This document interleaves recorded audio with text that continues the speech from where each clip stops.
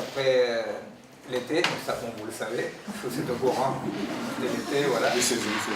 Et, alors en fait, on va continuer sur les tangos, en air de tango. Et on va continuer surtout avec un des objectifs quand même central du séminaire, qui est celui qu'on commençait à aborder avant les vacances, qui était les nouveaux sujets de l'agir. C'est-à-dire comment il commence à avoir des nouveaux sujets, en quoi l'agir devient quelque chose de très difficile à comprendre, n'est-ce pas? Bon, enfin, comme on dit, penser agir dans la complexité. Alors, pour aborder, pour réaborder les sujets, la problématique qu'on va essayer de développer ce soir est celle de l'abolition des frontières qui existent de plus en plus entre l'animal, l'humain et la machine. Et même comme on a vu avant les vacances, quand j'évoquais les travaux de mon ami Stefano Mancuso, le botaniste, qui parlait de comment même, y compris, comment il y avait une abolition dans la biologie de la barrière sacro-sainte entre végétal et animal. C'est-à-dire toute cette dissolution des barrières qui crée une sorte de dimension unique, à vrai dire, qui est la dimension aujourd'hui dominante, qui dit la différence entre la machine et le vivant n'est que quantitative, c'est ce qu'on développait l'année dernière, n'est que quantitative, et finalement, tout est algorithme. Alors, ce sont les deux mouvements qu'on va essayer de comprendre, d'étudier un peu ce soir. D'un côté, comment, départ le travail même des sciences biologiques, etc., on arrive de plus en plus à comprendre, à modéliser le vivant, comment dans cette modélisation des vieilles taxonomies commencent à tomber, comment tombe y compris la fameuse barrière cartésienne entre l'esprit, les corps, etc. Et comment parallèlement ceci est rendu plus aigu dès par cette homogénéisation de l'existant, comme de toute façon il n'y a pas de frontières parce que tout est algorithme. Alors par rapport à ça, par rapport à l'agir, aujourd'hui, petite anecdote, aujourd'hui j'accompagnais mes filles au square, il y avait une dame là qui parlait, qui expliquait la vie et le monde. Alors elle expliquait qu'il fallait se renseigner par rapport à la globalité aujourd'hui, il fallait lire des livres qui expliquaient un tout petit peu les complots qu'il y avait aujourd'hui, parce qu'il y avait des avions qui étaient en train de lancer des produits chimiques qui sont cancérigènes. Et alors, il y avait ma mère là, alors elle s'est moquée un peu d'elle comme ça, elle me dit, regarde, qu'est-ce qu'elle dit là.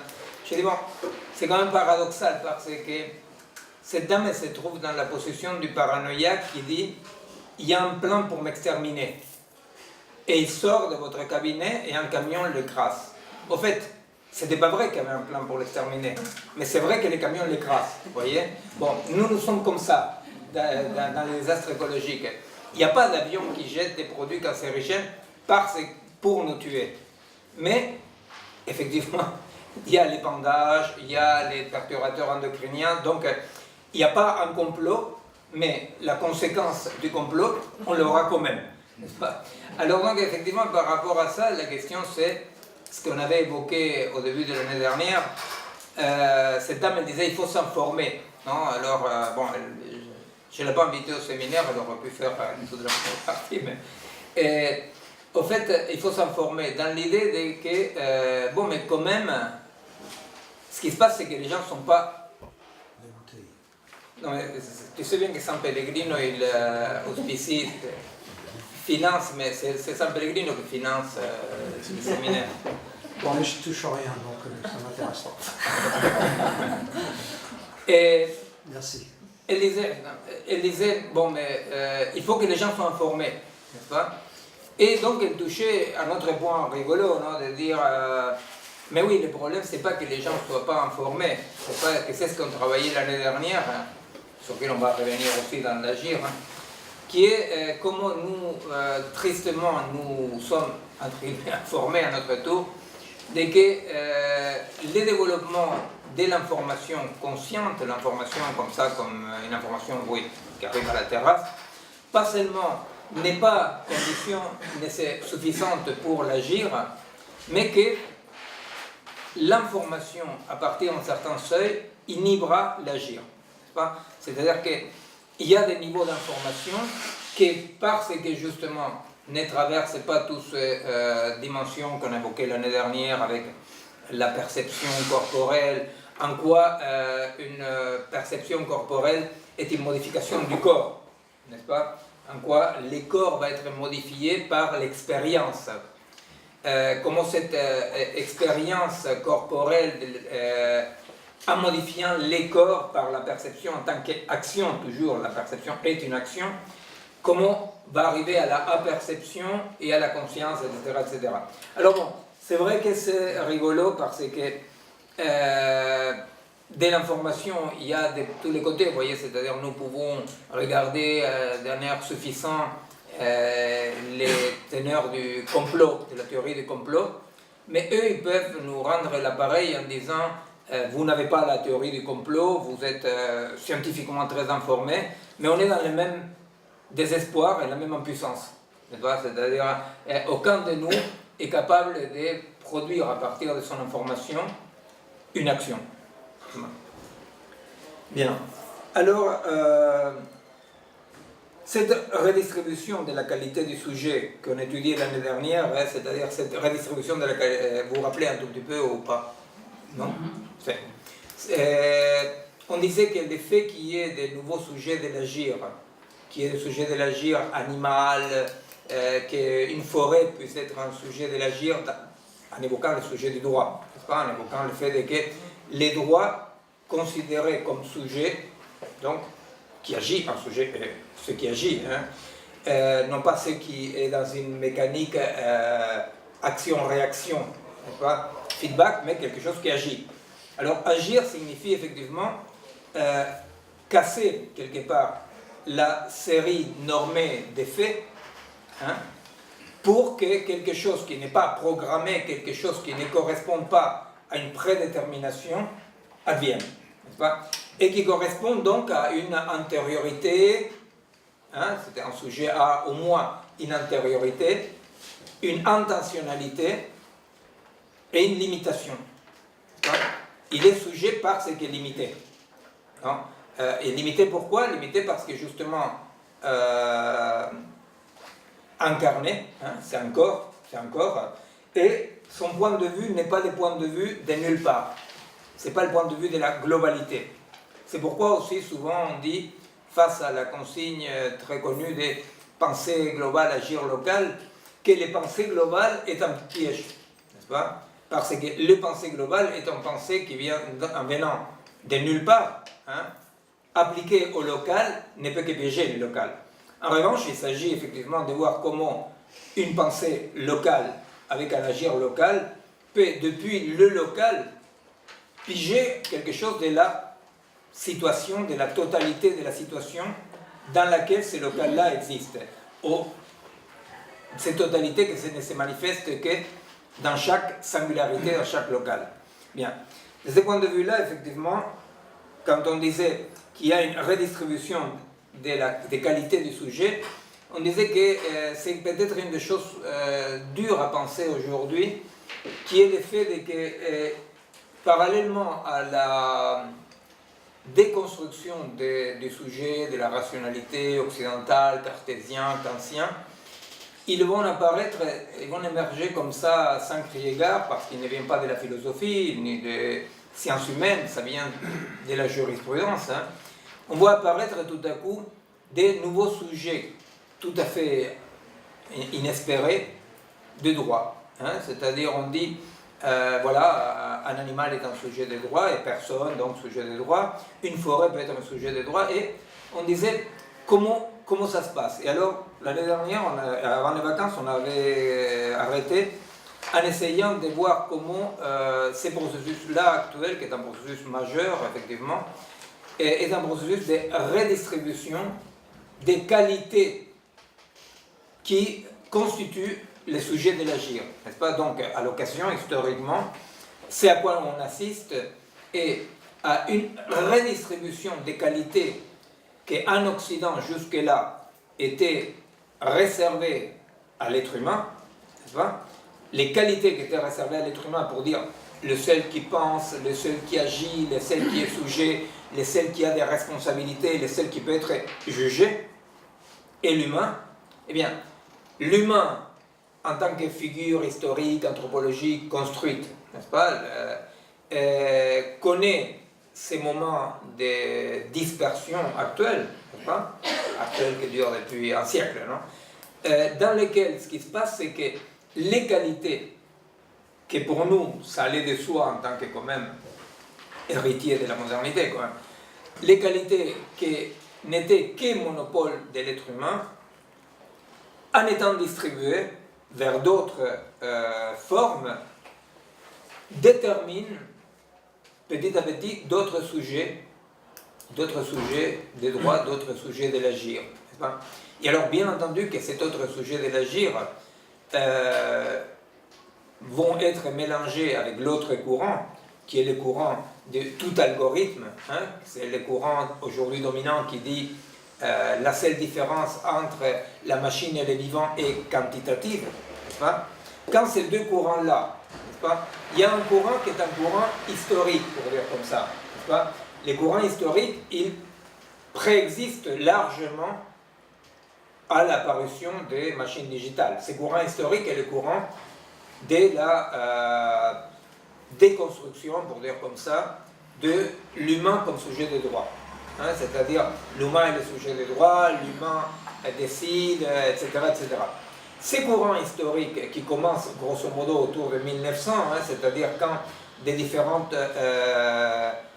dans des différentes dimensions scientifiques, artistiques, politiques, psychologiques, on commence à questionner cette unité du sujet des droits, etc., cette déconstruction va trouver d'une façon absolument inopinée et non nécessaire, hein, c'est-à-dire là il y a une rencontre qui doit presque tout au hasard, hein, qui est le développement des machines digitales. Quand cette rencontre s'opère, et cette rencontre s'opère autour des années 1950, pas 1950, 1960, avec tous les grands théoriciens de l'informatique, n'est-ce pas? Et alors, quand cette articulation se fait, d'un côté, donc, il y a un mouvement historique très profond en Occident de déconstruction de la figure de l'homme, hein? C'est, voilà la phrase un peu lapidaire, c'est le cas de le dire, de Foucault, l'homme est mort, hein? C'est-à-dire, c'est fini, l'époque de l'homme est finie, hein, n'est-ce pas? Qui est bon, en consonance avec Zarathustre, n'est-ce pas? C'est-à-dire, ils ne savent pas que Dieu est mort, dit Zarathustre, et c'est malade en disant, mais c'est incroyable, ils ne savent pas que Dieu est mort. Et bon, là maintenant, un nouveau Zarathustre dirait, comment, mais c'est étonnant, ils ne savent pas que l'homme est mort. Bon.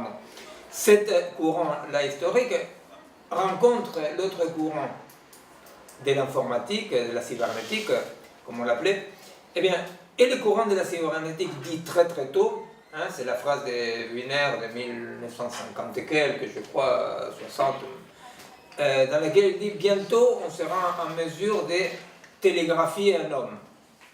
Pourquoi? Parce qu'il va dire, finalement, un être humain n'est pas fait d'autre chose que d'une quantité d'informations, d'unités d'informations, que je peux modéliser et envoyer par un télégraphe, n'est-ce pas, et les reconstruire ailleurs. Alors, je pense qu'il est très important de comprendre la conjonction hasardeuse, mais quand même énorme, de ces deux courants-là, parce que ces deux courants-là, d'un côté, cette déconstruction du sujet historique, l'humanité, etc., etc., et de l'autre côté, le courant informatique qui va dire, bon, mais finalement, on a compris, hein, tout est information, Et tout est algorithme, hein, tout est calculabilité, tout est algorithme. Il n'y a pas la seule différence entre le cerveau humain et la machine intelligente, elle est quantitative, etc., etc. Quand ces deux courants-là se rencontrent, on se trouve dans la situation actuelle dans laquelle, effectivement, ces connaissances-là vont petit à petit s'ordonner derrière l'hypothèse algorithmique, n'est-ce pas? Et l'hypothèse algorithmique a, parmi d'autres conséquences, mais celle qui nous intéresse par rapport à l'axe de notre travail, a, parmi d'autres conséquences, abolir l'instance du sujet et abolir l'instance de l'agir. C'est-à-dire, il n'y a pas d'agir, hein. L'agir est un pur imaginaire, hein. Il n'y a que des interactions physico-chimiques, hein, des interactions physico-chimiques qui obéissent à des lois compréhensibles, reproductibles, améliorables. Et c'est quand même ni plus ni moins que les gestes historiques un tout petit peu de l'Occident qui, en constatant l'échec du rêve rationaliste cartésien, kantien, va à dire, eh bien, on n'a qu'à déléguer la rationalité sur les machines calculantes, pardon. Hein? On va déléguer vers la machine calculante. Avec quoi, effectivement, le mouvement d'abolition du sujet et de l'agir apparaît comme accompli. C'est-à-dire toute taxinomie végétale, animale, humain, pensée, affect, apparaît comme mise à plat, comme algorithmisable, prédictible, reproductible, améliorable, etc. Et d'autre part, effectivement, on dit, bon, mais cet imaginaire humain de qu'on pouvait décider, on pouvait agir, cet imaginaire-là, il est très dangereux. Il faut quand même que les machines puissent, en éliminant un petit élément qu'il y a dans ces vivants-là, qui puissent prendre la place. Hein. Alors, ce petit élément-là, c'est quoi? C'est la négativité. C'est-à-dire, c'est la négativité, le négatif. Hein, le négatif. Hein. Le négatif dans le sens auquel, comme on disait dans la dernière séance avant les vacances, les négatifs comme condition de l'existence. Hein. C'est là où on faisait une différence entre fonctionner et exister. Je passe une annonce parce que c'est le titre du bouquin qui va paraître dans 15 jours. Alors, en fait, tout ça, c'est juste pour annoncer. Maintenant, on peut arrêter là. C'est la différence quand même entre fonctionner et exister, parce qu'effectivement, dans exister, il y a cette actualité de la situation. Cette actualité de la situation que, dans les termes de la phénoménologie, dans les termes sartriens, hein, c'est la différence qui fait Sartre entre le pour soi et l'en soi. Hein. Alors bon, on avait cité largement les garçons de café, de l'être hélénien, n'est-ce pas, dans lesquels on dit, voilà, il y a une différence entre les garçons de café et les garçons de café, hein, c'est-à-dire la différence elle est immense et le fait de rien. Alors, ça veut dire quoi? Ça veut dire que personne est en tant qu'en soi garçon de café, n'est-ce pas? C'est-à-dire, il y a une distribution situationnelle dans laquelle ce que tu es sera déterminé par la situation et non pas par ton diplôme, ou par ton génome, ou même par ton histoire. Alors effectivement, ton génome, tes diplômes, ton expérience, ton histoire rentrent en ligne de compte parce que c'est bien ça ce qui va être redistribué. Mais ce que nous sommes dans chaque situation ne précède pas la situation. Hein? C'est-à-dire, c'est traduit en termes sartriens classiques, l'essence ne précède pas l'existence. Hein? L'essence ne précède pas l'existence, c'est-à-dire que, alors c'est les fameux exemples aussi, on va citer d'autres, rassurez-vous, de Camus dans La Chute, hein? Quand les mecs, ils traversent les ponts, n'est-ce pas, et il entend plouf comme ça, bah, il voit une fille qui a l'air désespérée, il continue à marcher, il entend plouf. Et il se dit, non, non, non, ça doit être qu'ils ont jeté un sac de poubelle à l'eau, ils continuent à marcher. Bon. Dans cette situation, c'est-à-dire, la situation, elle est définie comment là? La situation, elle est définie parce que les savoirs préalables, les identités préalables, les individuations préalables, n'est-ce pas, ne sont pas suffisants pour assumer l'axe situationnel. Vous comprenez?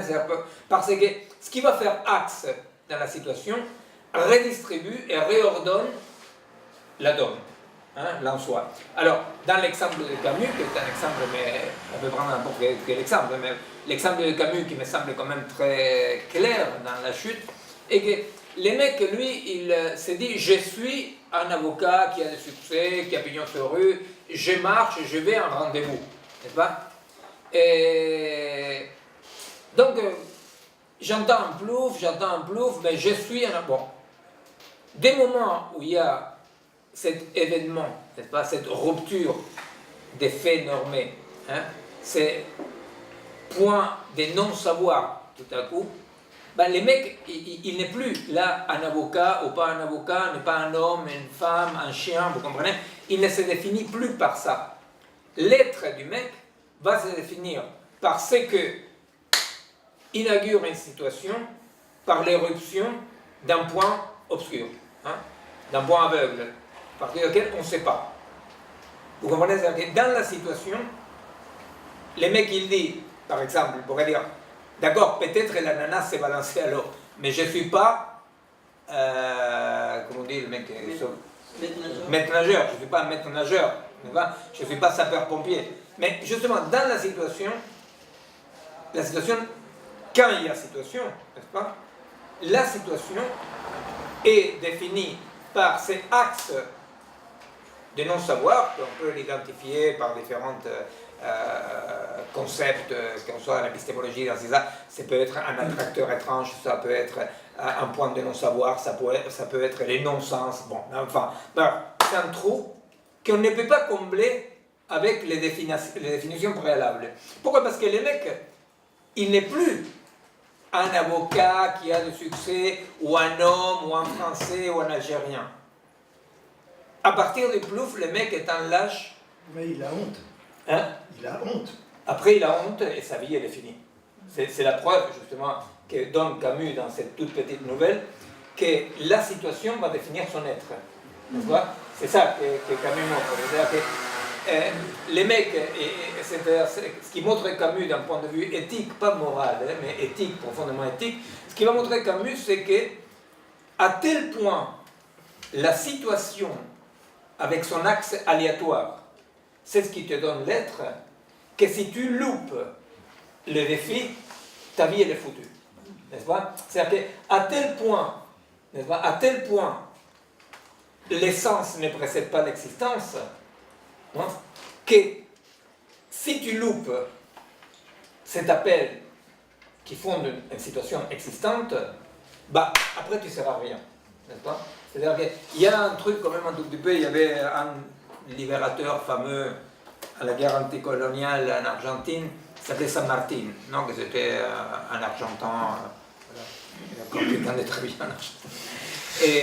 Et alors, c'est San Martin, lui, il était, parmi d'autres, était le grand libérateur du Sud, donc, qui montait en chassant les Espagnols, et d'au-dessus descendait Bolivar. Non? Et ils devaient se rencontrer au milieu, dans ce village qui est Pérou, maintenant, Guayaquil. Et alors, là, les Bolivar, ils descendaient en train de se dire comment est-ce que je vais sigouiller San Martin, parce que moi, je vais être l'empereur. Et quand il arrive, San Martin, il dit bon, mais voilà, le boulot est fait. Maintenant, je ne suis plus rien. C'est-à-dire, parce que le libérateur libère. Si un libérateur reste, il devient un tyran. L'autre, il n'a rien compris, Bolivar, il a dit mais bravo, bravo, surtout parce que l'autre s'est tiré. Et San Martin, avec ce côté philosophe qu'il avait, il va dire le mec, dans la vie, les choses sont comme ça. Tu es ce que tu dois être, ou tu ne seras rien. N'est-ce pas? Alors comme ça a l'air très moral, mais qu'est-ce que je dois être? Ce que je dois être n'est pas donné comme un destin. vous voyez, comme une fatalité, n'est pas donné d'une façon pré-existence. Ce que tu dois être, c'est ce qui va se jouer dans chaque situation. Et le San Martin en question, le mec il se retire, il est venu en France exilé à Boulogne-sur-Mer, et il est mort là, tranquille, en train de lire dans sa bibliothèque. Et à Boulogne-sur-Mer, ils étaient tellement surpris qu'ils ont mis une statue de San Martin à cheval qui regarde vers l'Amérique, je crois. Et au-dessus, ils ont mis José de San Martin, il refusa les pouvoirs. Alors, ça reste un peu comme la statue du Varjol. Alors, tu seras ce que tu dois être ou tu ne seras rien, vous voyez. Dans cette non-vision morale de la chose, qui n'est pas la vision de San Martin, n'est-ce pas?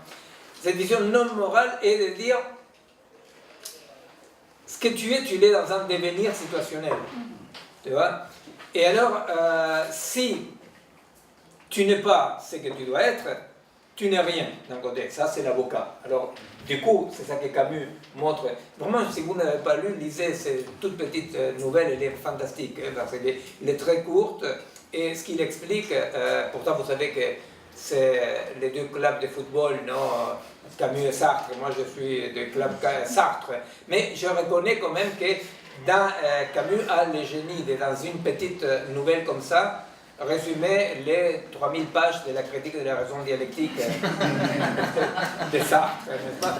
Pourquoi? Parce que le mec, il dit, c'est-à-dire, si tu n'es pas ce que tu dois être, tu ne seras rien. Et alors donc, en quelques pages, il montre la deuxième chute, la chute de l'avocat, n'est-ce pas? Parce qu'il n'a pas pu. Il n'a pas pu. Et s'il n'a pas pu, c'est fini. Et dans le cas de San Martin, le mec, ce qu'il va dire, c'est quelque chose que malheureusement, tous les libérateurs de l'Amérique latine après, ils sont restés comme Bolivar, n'est-ce pas? Ils voulaient tous être empereurs, n'est-ce pas? C'est qu'il n'y a pas de gouvernement révolutionnaire. Parce que si tu es gouvernement, tu n'es pas un révolutionnaire. Tu peux être un bon gouvernant ou un mauvais gouvernant. Mais il n'y a pas de gouvernement révolutionnaire. Il n'y a pas d'État révolutionnaire. N'est-ce pas? Et c'est ce qu'en deuxième Argentin, mais par hasard, le Che Guevara, il a compris quand le Che Guevara, il fait sa lettre d'adieu à Fidel, parce qu'il y avait eu une bagarre énorme au sein de la conduction castriste, parce que, effectivement, les soviétiques étaient arrivés et le Che se retire et il fait une fameuse lettre dans laquelle il dit « Un révolutionnaire fait la révolution ». Alors, Fidel a dit oui, comme Bolivar, écoute, t'as raison, pourvu que tu te tires. Ce qu'il disait, l'autre est en train de faire une critique radicale à Fidel. Il disait, tu n'es pas un révolutionnaire. Soit tu as fait une révolution parce que tu pensais que c'était juste, soit tu n'as pas fait la révolution, ok. Mais tu n'es pas un révolutionnaire. Il n'y a que des actes, n'est-ce pas? Et le Che se retire et petit à petit, comme on fait semblant de ne pas vouloir le savoir, Fidel lui prépare les pièges dans lesquels l'autre va être ébouillé, va arrêter de lui casser les pieds. Et alors, cette histoire d'existence, n'est-ce pas? Cette existence, c'est ce qui va apparaître comme ce qui échappe au fonctionnement, voyez, au fonctionnement normé, qui est, pour revenir à ce que j'étais en train de commencer à dire, qui est le fonctionnement algorithmique. Vous voyez, dans le fonctionnement algorithmique, la calculabilité fait qu'effectivement, la machine dit d'un certain côté, se passe bien de l'existence, se passe bien de cette négativité dans l'existence. C'est quoi la négativité de l'existence? La négativité de l'existence, c'est cette fonction qui casse l'ordre jusque-là établi, vous comprenez? C'est-à-dire, où est la négativité? La négativité dans l'exemple de Camus. La négativité dans l'exemple de Camus, c'est que tout à coup, les mecs, ils voient son dîner, je ne sais rien, son rendez-vous. La négativité veut dire que dans l'existence, il y a quelque chose qui casse la donne. Hein?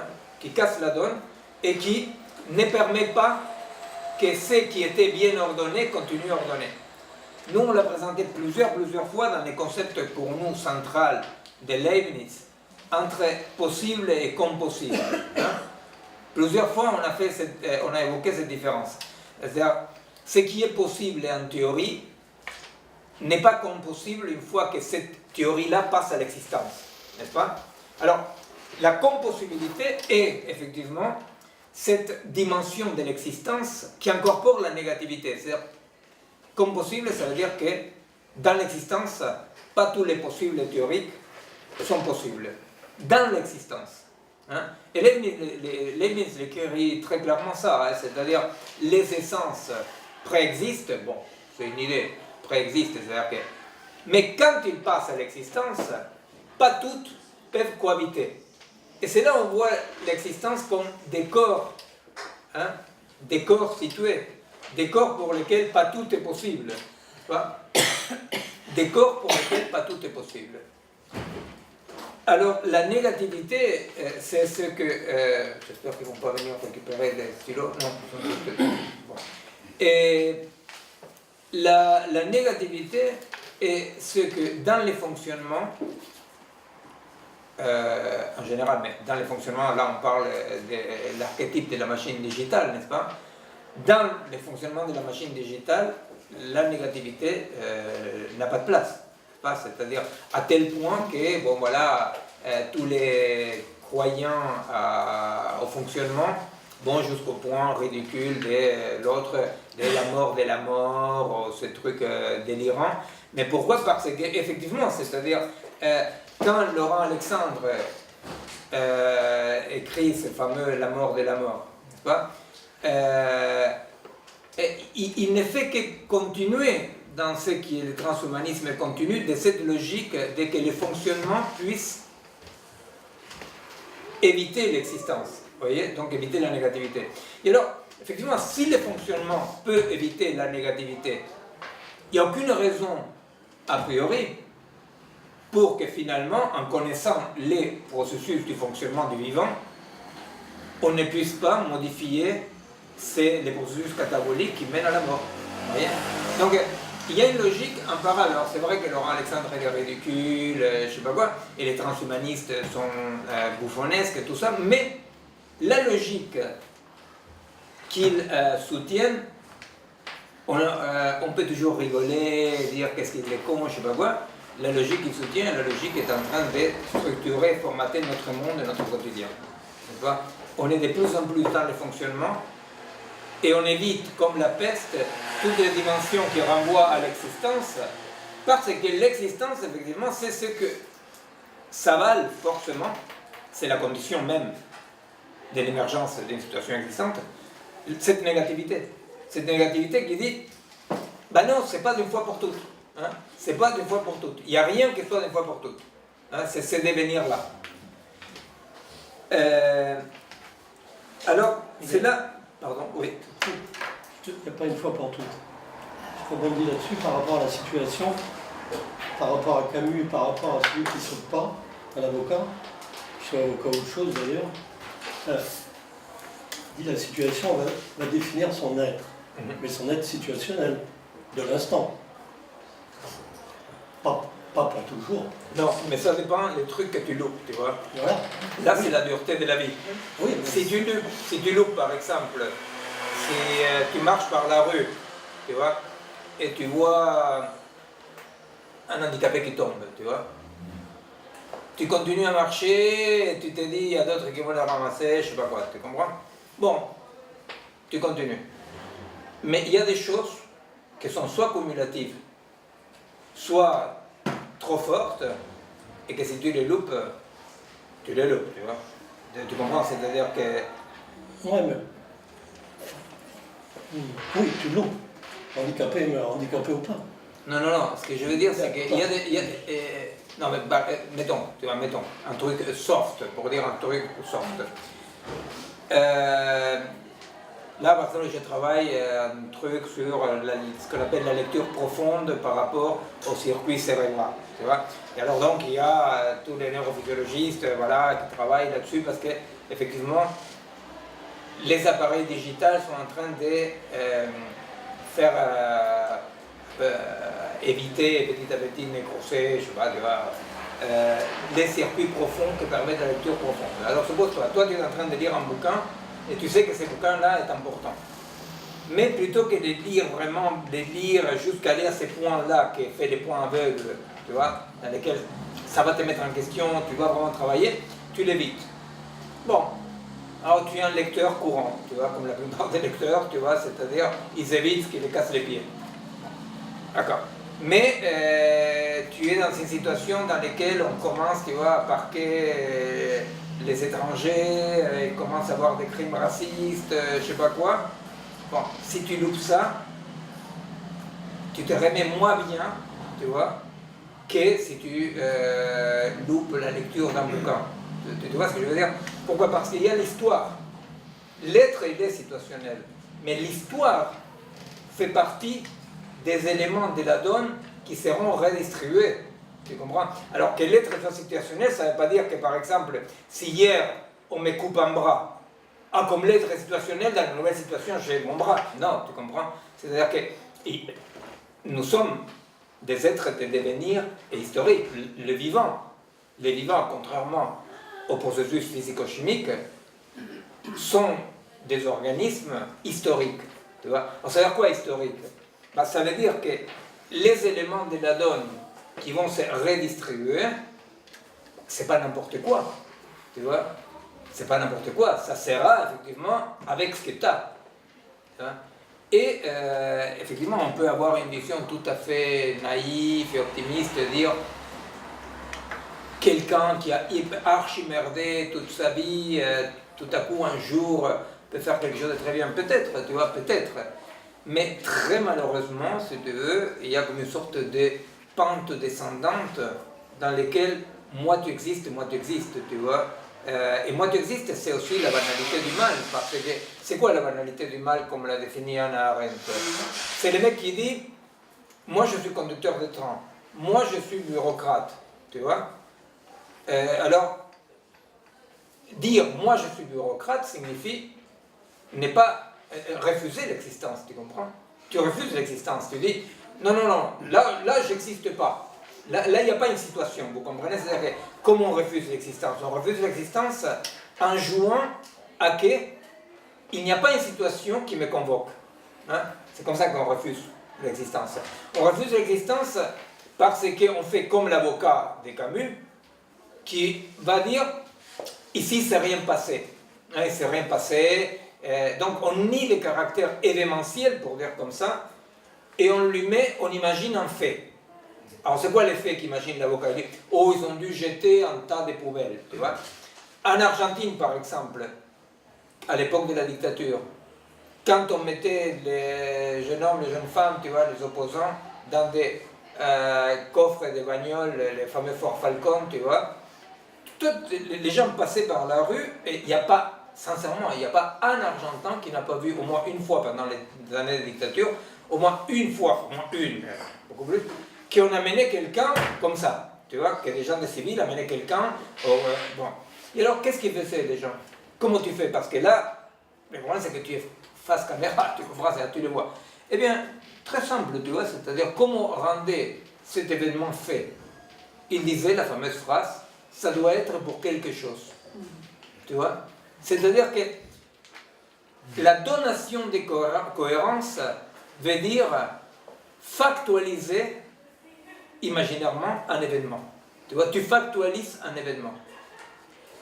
Tu factualises un événement, c'est-à-dire tu ne le nies pas, mais tu le factualises. Tu vois? Alors les faits, voilà, les faits sont normés, les faits n'ont pas de trous, tu vois, les faits. Alors donc tu factualises un événement. Alors, oui, mais la donation de cohérence, elle est quand même personnelle. D'une personne à une autre, ça change.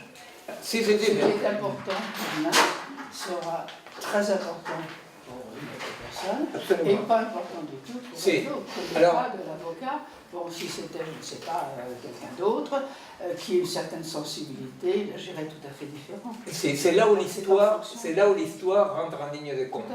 C'est là où l'histoire rentre en ligne de compte. Parce que la situation, elle n'est pas individuelle. La situation n'est pas individuelle. La situation, elle, au contraire, dissout les individus. Y compris une situation personnelle, on n'aborde pas en tant qu'individu, on aborde en tant Tout à fait. multiplicité. Alors la situation est toujours en multiple. D'accord. Alors, quand ces multiples-là abarquent, occupent, capturent plusieurs individus, par exemple, ce qui va se passer, c'est qu'effectivement, les côtés historiques que j'ai parlé va rentrer en ligne de compte. Tu vois, c'est-à-dire qu'effectivement, quelqu'un qui, pendant des années de sa vie, s'est efforcé à être un petit canaille pour lequel tout événement était un fait, tu vois. Et alors, voilà, c'est les fameux poèmes de je ne sais pas qui, celui d'abord j'ai amené les juifs, mais je ne suis pas juif, tu vois. Voilà. Alors, les poèmes, c'est ça, les mecs, il a rendu événementiel, rendu factuel chaque événement, jusqu'à ce que ça lui arrive à lui, bon, tu vois, maintenant il est trop tard. Okay. Mais c'est là où il rentre l'histoire, effectivement. C'est là où il rentre l'histoire. C'est-à-dire que je ne suis pas entier et égal à moi-même dans toute situation. Pourquoi? Parce qu'il y a l'histoire. Et alors quelqu'un qui, à travers toute l'histoire, a développé une certaine sensibilité, effectivement, dans le casting situationnel, tu vois, il sera plus touché qu'un autre qui n'a pas développé cette sensibilité-là. Tu vois, il y a une sorte de casting situationnel. Tu vois, un casting situationnel, ça veut dire que la situation se distribue par rapport à la donne en présence, et cette donne-là, pour les vivants, est fait d'histoire. C'est pour ça que la donne définit une sorte de régime de compossibilité, en fait. Oui, c'est ça. Pas tout est possible. Et Alors, est-ce que... ça veut pas, on ne dit pas demain le type qui a laissé le plouf sans se retourner, le gars qui effectivement à chaque fois qu'il a vu un corps dans un coffre s'est dit ça doit être pour quelque chose, ça définit cumulativement un régime de compossibilité. Tout n'est pas possible.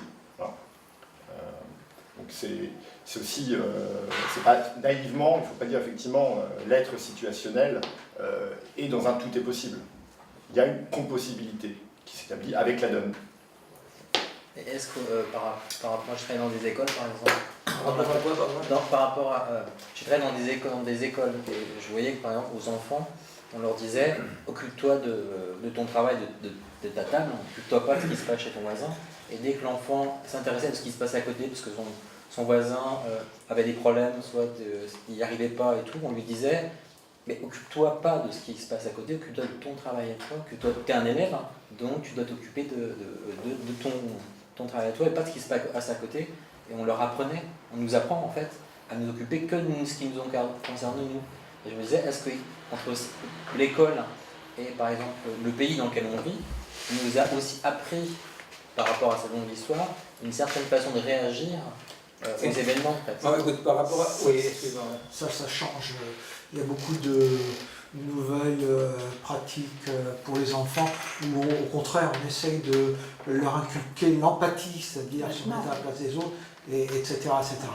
Pour revenir à Camus, moi j'ai découvert La Chute il y a une dizaine d'années à Avignon là, avec une pièce, et ça m'avait vraiment ça m'avait fait quelque chose quoi, de voir les conséquences d'un acte manqué finalement. L'acte manqué, c'est le fait de s'être intéressé. Il avait vu cette fille sur le pont, et quand il a vu Plouf, il aurait pu faire quelque chose, même s'il ne l'avait pas sauvée, il aurait pu au moins prévenir, etc. Donc il y a un acte manqué, et les conséquences sur le physique ou le psychique sont terribles. Et moi je crois que ça c'est vrai, on vit ça dans tous les jours, la culpabilité, c'est quelque chose qu'on vit sur des actes manqués bien souvent. Oui. Et il n'y a pas longtemps, il y a un mois, je suis passé dans la rue du 19e, et il y avait un homme allongé sur le trottoir. Bon, je ne sais pas s'il dormait, s'il était mort ou pas. Alors j'ai commencé à avancer en regardant simplement, et puis paf, c'est bizarre, La Chute m'est revenue à l'esprit. Donc hop, je me suis arrêté, j'ai fait demi-tour et j'ai quand même vérifié qu'il était bien vivant. Ouais. Et en fait, j'ai vu qu'il y avait une bouteille de vodka vide à côté de lui. Donc j'ai dit, ça va, je peux avancer. Mais ça m'a travaillé, tu vois. Ça... Mais c'est il y a... Pardon, oui. Non, mais c'est bien pire, c'est tout un entraînement qu'il y avait dans le monde il y a 10 ans. Il y a des stages de management, ça dure une semaine, donc on a chacun un petit hamster, je ne sais pas si vous l'avez lu, et puis à la fin du stage, il faut le tuer. Et si on ne tue pas, c'est qu'on ne peut pas être manager. Bientôt le livre de Christophe C'est Desjeux. drôle parce que tu sais que ça. Comment endurcir, c'est-à-dire comment. Tu Et là, sais que c'est plus ambigu ce que les tu mecs dis. étaient bien inspirés parce que ça, c'était une pratique des SS avec des chiens. C'est-à-dire qu'ils vivaient pendant 6 mois avec un chien qu'il éduquait, je crois, et au bout de 6 mois, ils devaient le tuer. Alors, Là, c'est un hamster. c'est un hamster, donc c'est quand même une relation assez logique entre l'entreprise et l'SS. C'est-à-dire, c'est comme l'SS, mais à moi. Ce qu'il dit mais Christophe Desjeux, on lui a reproché, il a dit c'est pratiquement l'éducation nazie, dans son livre Souffrance en France. Mais ça, c'est plus compliqué parce que les enfants sont aussi dispersés. Comment distinguer une dispersion d'une sensibilité à ce qui se passe? Non, on ne va pas entrer dans la pédagogie. Alors, écoutez, là, par rapport à cette négativité, non? Par rapport à cette négativité, effectivement, la question de ça ne te regarde pas, c'est quand même l'autre phrase que je cite aussi parce que ça m'avait beaucoup choqué dans la vie réelle, qui est circuler et rien à voir, n'est-ce pas? C'est-à-dire, tous les polices du monde, n'est-ce pas, ils disent toujours circuler et rien à voir. Et circuler et rien à voir est une donation disciplinaire de cohérence, n'est-ce pas? Parce qu'ils disent, ça ne vous regarde pas. Ça ne vous regarde pas, circuler et rien à voir. Alors ça regarde qui? Ça regarde les spécialistes. Ouais. Et on voit bien comment petit à petit dans notre monde cette discipline s'installe. Hein. C'est-à-dire par exemple les camps de réfugiés, d'étrangers, des sans-papiers, etc. à Paris, ou partout. Hein. Il y a quelques militants qui viennent, mais qui cassent les pieds. Vous voyez pourquoi? Parce qu'il y a des organisations, n'est-ce pas? Des organisations hiérarchiques, etc., avec toute la merdouille bureaucratique dedans, que ça les regarde. Hein? En tant que, vous voyez bien que la négativité, c'est quoi? Ben, la négativité, c'est justement quand quelqu'un dit, ben, bien entendu que ça ne me regarde pas. C'est pour ça que ça m'intéresse, n'est-ce pas? C'est-à-dire, à moi, ça ne me regarde pas. C'est-à-dire, parce que moi, en tant qu'homme, en tant qu'avocat, en tant que peu importe, vous comprenez? Ça, non, bien sûr, à moi, ça ne me regarde pas. Mais la seule chose intéressante dans l'existence, c'est ce que sans te regarder, t'intéresse, n'est-ce pas? Ce que sans te regarder avec tes qualifications, avec tes étiquettes, n'est-ce pas? C'est-à-dire, c'est ce qui t'intéresse. Et pourquoi ça t'intéresse? Là, il n'y a pas de pourquoi, n'est-ce pas? Il y a l'histoire, mais cette histoire-là, il faut bien faire attention de ne pas la psychologiser, hein, c'est-à-dire ne pas faire le réductionnisme psychologique et psychanalytique qui va accroître, qui va factualiser l'événement, justement. Vous voyez, qu'est-ce qu'il va faire les psys? Les psys, il va voir qu'une certaine personne a été touchée par un point événementiel, et il va dire non, mais ce n'était pas un point événementiel. Cette personne-là, il a été touché parce que sa mère, son père, la bonne et son chat, vous comprenez? Donc, les côtés réactionnaires de la psy, et celui-là, parmi tas d'autres, non? Mais les côtés réactionnaires de la psy est justement celui-là de donner une cohérence. Alors là, on est un peu plus imaginaire que les théories psy, n'est-ce pas? Donner une cohérence à tout ce qui va apparaître comme événementiel. Hein? Tout ce qui va apparaître comme événementiel dans la clinique psy, c'est quoi?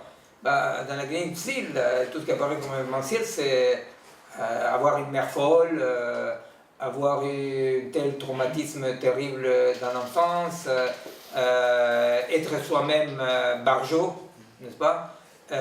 Avoir des limitations terribles, avoir des phobies. Et tout à coup, ce sont ces dysfonctionnements, vous voyez, qui te convoquent, quoi. Qui te convoquent parce que tu dois faire avec. Tu vois que tu dois faire avec. Effectivement, tu dois faire avec et par rapport à ça, comment tu fais avec. Et le psy, n'est-ce pas, va dire, comme ce qu'il fait les psys souvent avec les militants aussi, hein, que, bon, maintenant ça ne se fait plus parce qu'il n'y a plus de militants non plus, mais bon, ça se faisait beaucoup à l'époque, dans lequel on expliquait, il y avait un mec, un terrible réactionnaire de l'Institut de psychanalyse de Paris, je ne me souviens pas comment il s'appelait, mais bon, ça va me revenir, qui avait écrit par rapport à mai 68 un bouquin qui s'appelait Mai 68, la révolte contre les pères. Vous voyez? Mendel. Hein? Mendel. Mendel? Non. Georges Mendel. Georges Mendel, c'était? Ah bon. Alors, au fait, vous voyez, c'est-à-dire que mai 68, bon voilà, un événement que, bon, le bout de la lorgnette c'était Paris, mais c'était le monde entier, entre 67 et 70, le monde entier a tremblé, vous imaginez, en Tchécoslovaquie, en Chine, au Mexique, partout, en Afrique. Et les mecs, il va dire, mai 68, non, la révolte contre les pères. C'est-à-dire que les mecs, ils factualisent, vous voyez, ils factualisent ce qu'était un événement, hein, qui est cette insurrection que justement, en tant qu'insurrection, elle est propre de l'événement, c'est-à-dire non prédictible et non nécessaire, qui casse la chaîne factuelle. Hein. Alors, cette négativité-là est justement... Juste un petit truc, c'est par rapport à quand on intervient par exemple sur un événement et qu'on voit quelqu'un qui se fait agresser par exemple, si on intervient, pas seulement on est convoqué, on n'est pas convoqué, mais en plus tout est ordonné dans la situation qu'on vit. Et le fait qu'on va intervenir, pas seulement ça va nous convoquer, mais en plus on va être acteur de cette situation-là. Et par exemple, on peut être pris à partie, on va être tout d'un coup, alors que la situation était ordonnée, tout d'un coup, bah, on te dit bah tu fais chier quoi, donc tu t'es traité comme la personne que tu...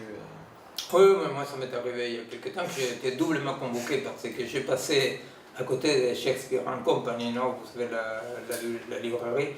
J'ai passé, il y avait 3 flics qui étaient en train de s'amuser de taper sur un mec, non. Alors moi je suis là, scandale, je sais pas quoi, qu'est-ce que vous faites, bon voilà. Alors, ils m'ont pas cassé la gueule du tout, ils ont arrêté de taper les mecs, je sais pas quoi, mais le problème c'est qu'après, moi j'étais convoqué. C'était une double convocation, ça m'a coûté 1 000 € la blague. Bon, j'ai dit au juge, écoutez, je paye, mais je demande... Comment ça s'est passé? Comment ça s'est terminé? Bah, c'est terminé au tribunal de police, j'ai dû payer 1 000 €. Voilà, Et alors, tout simplement, je l'ai dit au juge, je lui ai dit, écoutez, monsieur le juge, très bien, simplement, je vous souhaite que si demain quelqu'un tabasse votre fils, il y aura quelqu'un d'autre qui va se mêler. Voilà, mais bon, c'est consolation des cons, parce que j'ai payé le 1 000 €. Et... Oui, je crois, je ne vais pas trop insister là-dessus, mais en tous les cas, on les met un peu dans un côté comme ça pour parler plus tard de l'éthique, non? Je pense quand même qu'il n'y a pas d'impunité dans ce mécanisme de donation de cohérence. Vous comprenez? C'est-à-dire, c'est drôle parce que ça évoque un tout petit peu une très vieille problématique de la philosophie morale que les Grecs déjà avaient évoqué, qui est est-ce qu'il existe les méchants impunis? Et ça, voilà. Alors, dites comme ça, vous voyez, on dit, bon, ben voilà, il existe des méchants impunis. Bon, c'est vrai qu'en Argentine, par exemple, mais bon, c'est l'Argentine, hein, qu'est-ce que vous voulez, on a mis en tôle les tortionnaires et les militaires. Bon, mais c'est en Argentine, on ne peut pas demander à tout le monde d'être l'Argentine, quand même. Bon. Mais, effectivement, il y a beaucoup de... méchants impunis, vous voyez, c'est-à-dire même la plupart des méchants, tous les autres qui ne sont pas argentins méchants, ils sont tous impunis, et c'est la coule archi douce. Alors c'est un tout petit peu compliqué toujours, et même c'est drôle parce que c'est une problématique que les Grecs ils posaient, les philosophes grecs, c'est reposer, ça revient dans l'histoire, n'est-ce pas? Et c'est un tout petit peu le côté de la théodicée, c'est-à-dire le jugement de Dieu, c'est-à-dire de dire... pourquoi est-ce que Dieu permet le mal et ne punit pas les méchants, et en quoi les méchants sont punis? Moi je crois quand même qu'une version plus soft de la chose est donnée par ce fait-là de que il n'y a jamais une donation comme ça de cohérence, non? De façon, je ne sais pas dire impunie, mais en tous les cas sans conséquence. Vous voyez? Alors là, Camus, il y a un happy end, hein, parce que l'avocat il finit dans la merde totale, non? Parce qu'effectivement, il a donné une cohérence, mais c'est sûr qu'on pourra y revenir, hein, mais c'est sûr que dans tous les cas, historiquement et surtout la clinique psy, hein, paraît montrer que quand même factualiser les événements, c'est-à-dire regarder ailleurs que ça se passe, n'est-ce pas, ou dire ça doit être pour quelque chose, ce n'est pas sans conséquence. Voyez, une des conséquences, alors là, soft pour parler de la clinique, une des conséquences soft est que tant que quelqu'un ne peut pas accepter l'éventualité, donc les non-sens, donc le trou, de ce qui a marqué son histoire en tant que trou, tant qu'il continue à chercher une cohérence, eh bien, c'est pas que c'est un méchant puni, vous voyez, mais ça sera un névrosé condamné à la répétition.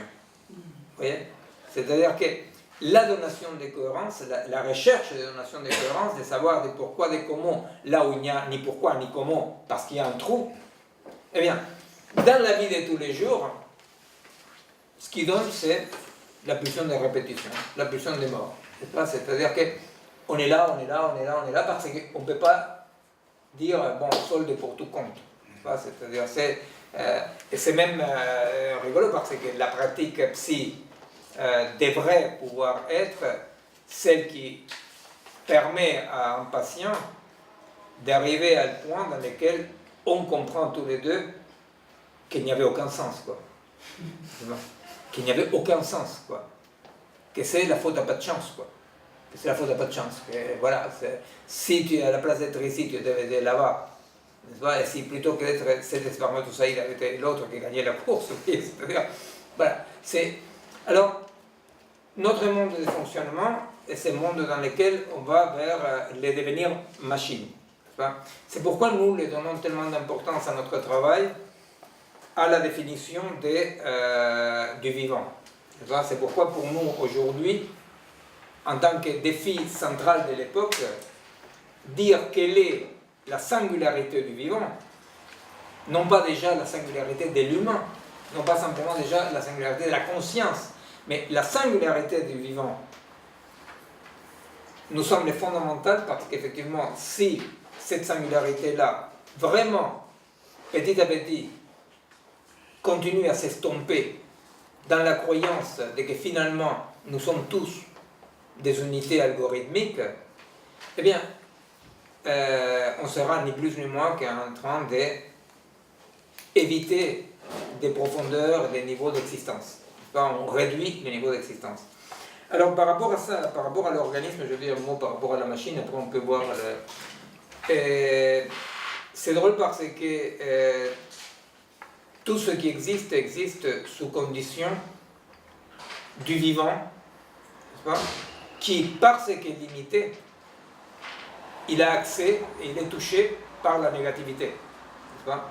C'est compréhensible ça ou pas? C'est-à-dire, dans le fonctionnement, par exemple, une machine ne peut pas se casser. Vous voyez? C'est-à-dire, c'est moi qui, en regardant de l'extérieur, je dis elle est cassée. Mais une machine ne se casse pas. Une machine ne dysfonctionne pas. Vous comprenez ça ou pas? C'est-à-dire, à niveau physico-chimique, vous voyez, la machine ne se casse jamais. Ni se casse, ni rien. C'est-à-dire qu'une machine, à niveau physico-chimique, doit son unité seulement à un regard extérieur. C'est le propre d'un agrégat. Vous comprenez? C'est-à-dire que la radio marche bien. La radio, elle ne marche ni bien ni mal. Vous voyez, pour les atomes qui sont un agrégat, contrairement à un organisme, n'est-ce pas? Un organisme, ce qui a une cohérence interne. N'est-ce pas? Alors, contrairement à un organisme, un agrégat ne fonctionne ni bien ni mal. Pourquoi? Parce qu'il n'existe pas. Puisque exister veut dire être inclus dans une dimension de l'existence. Donc, les appareils n'existent que sous condition du vivant ou de l'humain, hein, qui, en les capturant et en les utilisant, les incorpore à leur existence. Vous voyez? C'est-à-dire que la machine, en tant qu'existence, ne peut pas exister. Ne peut pas exister parce que exister signifie donc ce niveau de compossibilité dans lequel des corps limités que parce que les limités sont situées, une machine n'est pas située. Vous voyez, une machine n'est pas située. C'est l'exemple que j'ai donné tout bêtement en neurophysiologie, c'est que je ne peux pas penser pareil à 4000, 5000 mètres d'altitude qu'au niveau de la mer. Je ne peux pas. Parce qu'un cerveau est un organe qui fonctionne avec un corps. La pensée du cerveau dépend absolument de que ce soit dans un corps qui fonctionne. Ces corps qui fonctionnent dans un contexte dans lequel il fonctionne, n'est-ce pas? Donc, il est absolument impossible que les mécanismes de la pensée se passent de la même façon au niveau de la mer qu'à 4000 mètres. C'est pour donner un exemple tout bête, vous voyez, c'est-à-dire pas un exemple trop compliqué. Bon, une machine, justement, de par son non-existence propre, vous voyez, l'existence n'est pas quelque chose d'intrinsèque à la machine. L'existence elle sera donnée par le vivant ou l'humain, n'est-ce pas, qui, en l'incorporant à son existence, lui donne une existence. Mais justement, si on reprend l'exemple tout bête et probable, vous pouvez faire la preuve, l'expérience, si ma bécane ne marche pas pareil au niveau de la mer qu'à 4000 mètres, je la jette. Parce que la bécane, elle est faite justement pour désexister dans le sens de cette non-incorporation, n'est-ce pas? Elle peut le simuler, c'est ça, la machine. On peut le simuler avec la pression, Si, d'accord, mais c'est... D'accord, mais... La machine, elle peut simuler, c'est tout. Non, d'accord, mais si tu veux, tu peux effectivement incorporer, mais c'est absolument à un niveau maternel. Tu peux effectivement incorporer un logiciel qui tient compte de l'auteur et par rapport à l'auteur va agir différemment. Ça s'appelle un GPS. Alors donc, effectivement, la machine peut avoir un GPS, mais c'est pas une existence, tu comprends? C'est-à-dire que le GPS, justement, qui va le permettre à la machine d'avoir un GPS avec fonction radar, par exemple, qui permet de donner l'altitude, ben d'accord, mais justement, si je dois mettre un GPS plus un radar, plus je sais pas quoi, pour qu'il fonctionne pareil, ou pour qu'il fasse semblant de ne pas fonctionner pareil, c'est parce qu'effectivement, il fonctionne pareil. En tant qu'un bonhomme et une bonne femme, tu n'as pas besoin de ne mettre aucun logiciel pour qu'à 5000 mètres, il ne sache pas trop si 2 plus 2 c'est 4, tu vois, et au niveau de la mer, normalement, il sait. Alors donc, par rapport à cette singularité, il y avait deux extraits qu'on voulait lire et commenter. Un de celui qui fait, comment dire, mon maître, ça pour un libertaire, ça va gros. Bon, entre quelqu'un qui m'a beaucoup appris, par là. Et l'autre du dernier bouquin, La singularité de Jean Michel, lequel tu voulais commenter. La singularité. Ah. Donc là, j'ai deux extraits issus de la singularité qui effectivement reviennent sur deux grandes caractéristiques du fonctionnement organique. Alors, on va commencer par la question de l'affectation. Pourquoi les agrégats, contrairement aux organismes, ne pas être affectés. Il y aura un deuxième extrait sur ce que Miguel a commencé à introduire, c'est-à-dire la question de la transitivité. Un organisme est intransitif et l'artefact, lui, fonctionne animé par un programme extérieur, donc dans ce qu'on pourrait appeler une certaine transitivité. Alors, je vais lire les deux extraits, puis on s'arrêtera éventuellement en cours de route pour commenter.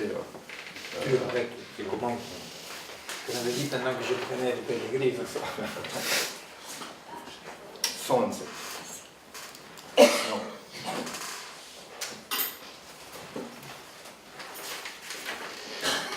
Ah oui, après on va à la temporalité.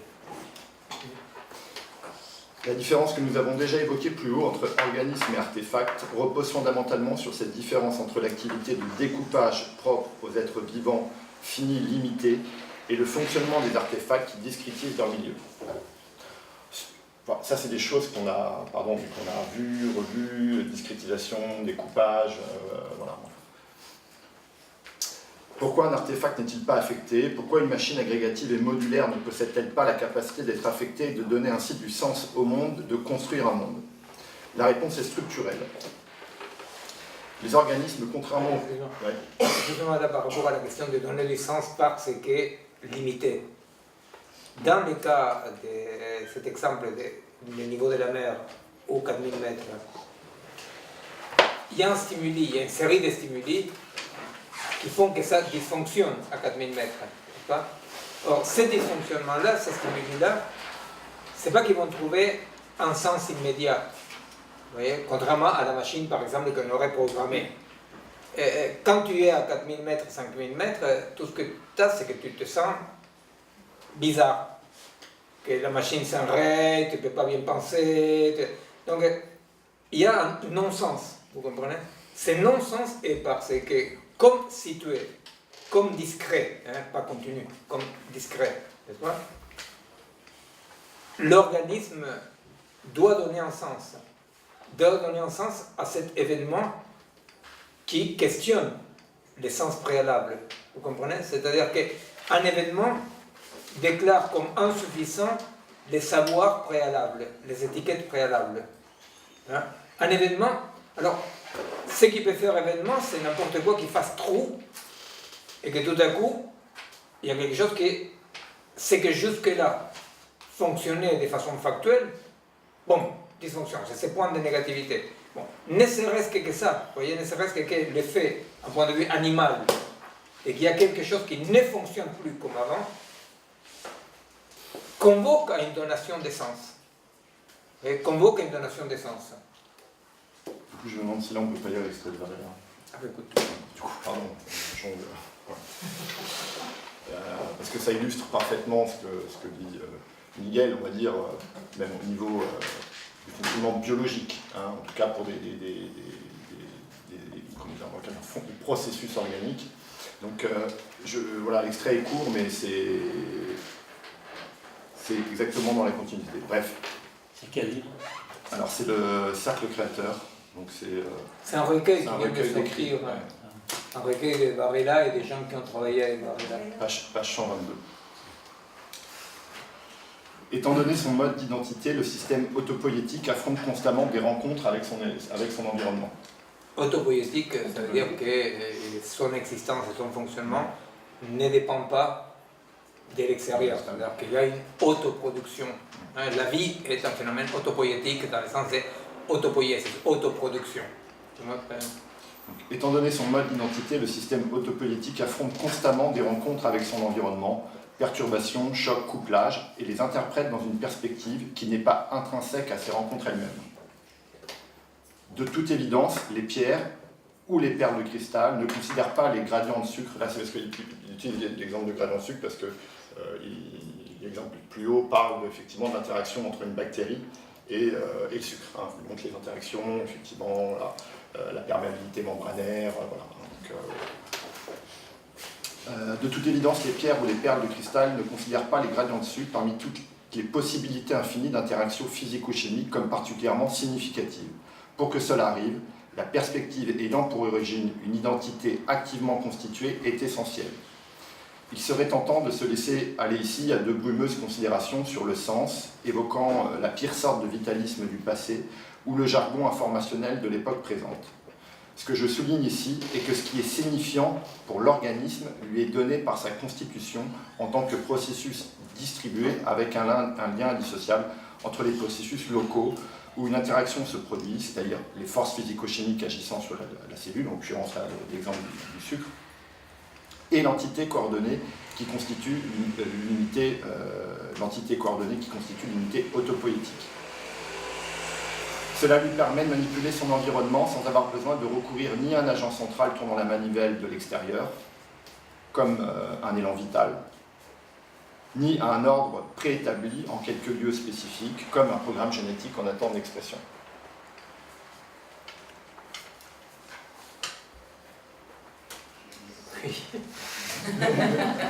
Non mais là, ce qui est intéressant, c'est effectivement, je contrôle que la donation de sens, ce que Varela appelle la signification, vous voyez bien à quel point lui, il l'amène à un niveau, pour ainsi dire, très bas. Hein. C'est-à-dire qu'il l'amène au niveau du fonctionnement biologique, évidemment que le sucre et tous les phénomènes, tous les mécanismes physico-chimiques associés au sucre prennent un sens dans le cadre d'un couplage structurel avec l'organisme. Alors il y a d'ailleurs les 3 lignes qui suivent, hein, il le dit clairement, il dit si nous inversons la perspective, cette production constante de signification peut être décrite comme une carence permanente du système vivant. Ce dernier produit sans cesse une signification manquante qui n'est jamais prédonnée ni préexistante. Oui. Par rapport à ce qu'on essaye de voir, par rapport à qu'est-ce qu'est un agir, qu'est un sujet de l'agir, enfin, ce qui est intéressant avec Varela, et c'est vraiment grâce à Varela qu'il y a très longtemps, hein, je commençais à travailler dans la neurophysiologie, dans la biologie, c'est parce que c'était une époque dans laquelle on commençait à voir l'importance de déterminer une différence, une singularité, une frontière entre la machine et le vivant, n'est-ce pas? C'est-à-dire qu'on commençait à voir cette tendance qui arrivait, et que bon, je citais plusieurs fois Jean-Pierre Changeux, qui dans son livre très connu L'homme neuronal, il va donner les mots d'ordre, cette fois-ci pas transhumaniste ou ridicule, mais vraiment de la recherche, qui va dire on a aboli la frontière entre le mental et le neural. Hein? C'est-à-dire, alors vous comprenez ce que ça signifie, abolir la frontière entre le mental et le neural, ça veut dire quand même tout bêtement que voilà, c'est-à-dire maintenant on arrête de se raconter des histoires, la pensée, les affects, la culture n'est pas autre chose que du neural. Hein? Sauf que les neurales, comment sera compris? Ça sera compris comme une série d'algorithmes digitalisables et digitalisés, vous comprenez? C'est-à-dire que c'est là où il y a ça. Alors, donc, si nous voulons, avec Varela, cette sorte de contre-offensive dans laquelle on se dit non, non, mais attention, quelles sont les caractéristiques du vivant, hein? Par rapport auquel, c'est vrai que moi, dans mes travaux, surtout dans la singularité du vivant, mais bon, ça fait quelques années, quelques bouquins, je vais dans une radicalité un peu plus grande de ce que Varela est allé, mais aussi Varela, il est décédé trop jeune, hein, malheureusement. Pourquoi? Parce que, en fait, si nous restons à l'idée un tout petit peu cartésienne, kantienne, occidentale, hein, dans laquelle ce qui décide est la tête. Hein, vous voyez, c'est-à-dire l'Occident, on va dire, la liberté sous condition de la conscience. Hein. Même Alain Badiou, par exemple, il va dire, c'est-à-dire tout événement est sous condition de la conscience. Hein. La conscience doit décider, c'est le rôle central de la conscience. À l'occasion, on peut l'illustrer avec la possession qu'avait Descartes par rapport à la maladie. Vous savez que pour Descartes, les corps étaient machines. Hein, c'est le corps machine. Hein, c'est la fameuse phrase de Descartes qui, à force de la citer, je ne suis même pas sûr que ce soit comme ça, mais bon, c'est pas grave, qui est si on, comment dire, arracher la peau, si on écorche un chien vivant, il dit, les jappements qu'il lance sont interprétés comme les bruits d'un ressort quand il se détend. Vous comprenez? C'est-à-dire, finalement, tout est machinique. Alors nous, on interprète ça comme qu'il a de la douleur, qu'il souffre, mais à vrai dire, sont des mécanismes incorporés, intégrés, ils n'utilisent pas le mot, hein, mais ça serait des mécanismes intégrés, dans lesquels finalement c'est une machine. Et à tel point que Descartes, il va dire, un corps ne peut pas être malade. Vous voyez? Et vous voyez là le parallèle avec ce que je disais, qu'une machine ne peut pas être cassée. Pourquoi un corps ne peut pas être malade? Parce que Descartes va dire, ce n'est que la conscience, vous voyez, c'est-à-dire que la singularité pour l'idéalisme occidental sera donnée par la conscience ou l'esprit. Vous voyez, c'est ça qui est singulier. Et le corps est une machine. Alors il va dire, finalement, ce qui détermine l'existence, vous voyez, ce sont comme des niveaux historiques différents de à quoi on va déterminer comme l'existant. Alors, Descartes va dire, ce qui participe à l'existence est l'esprit, la raison, hein, qui est illuminé par Dieu, hein, et le reste n'a pas d'existence propre. Vous comprenez? C'est-à-dire que là, je pense que c'est intéressant de voir ces décalages, n'est-ce pas? Ces décalages de la même problématique. Nous sommes aujourd'hui en train de dire les vivants est condition de l'existence, n'est-ce pas? Parce qu'on dit effectivement un organisme, comme l'a lu Bastien par rapport à ces passages de Varela, un organisme, il a une unité que parce qu'elle est limitée, parce qu'elle est située, il y a une antériorité en dedans, une intentionnalité qui lui est propre. Et on va dire en revanche, une machine, non. Alors vous voyez là comment se sont déplacés les enjeux historiques avec des conséquences politiques et sociales énormes, et psychologiques de tout point de vue, n'est-ce pas, de l'époque. C'est-à-dire que tout à coup, il y a Descartes qui va mettre la barrière en disant attention, attention, il va dire, ne pensez pas qu'un corps existe, n'est-ce pas? Alors, un corps ne peut pas être malade. C'est une conscience qui détermine qu'un certain fonctionnement du corps est malade. Vous voyez? Et aujourd'hui, on se trouve avec une nécessité historique, il y a un défi historique de dire attention, n'est-ce pas? C'est que quelque part, on ne dit pas, tout en contredisant absolument radicalement la position cartésienne, mais à la fois, on ne dit pas autre chose, vous voyez, en tant que préoccupation, que la préoccupation qu'avait Descartes à l'époque, de dire attention, ne pensez pas qu'une machine peut dysfonctionner, vous voyez, parce qu'il dysfonctionne par rapport à cette unité d'existence que nous le plaçons du côté biologique. On dit, ce qui existe est biologique. C'est pour ça tout l'effort pour essayer de comprendre comment la pensée est un processus distribué, toutes les recherches actuelles dans lesquelles comment pense une forêt, n'est-ce pas, comment pense une forêt, comment pense un animal, comment pense un corps. Hein, c'est-à-dire, c'est très intéressant, j'ai cité plusieurs fois tous les travaux de la biologie qui montrent comment le biotope intestinal participe au processus de pensée, au point qu'on appelle le deuxième cerveau. Hein, les intestins, on l'appelle le deuxième cerveau. Parce que tout ce fonctionnement des bactéries participe de façon distribuée dans une boucle qui permet la pensée, par exemple.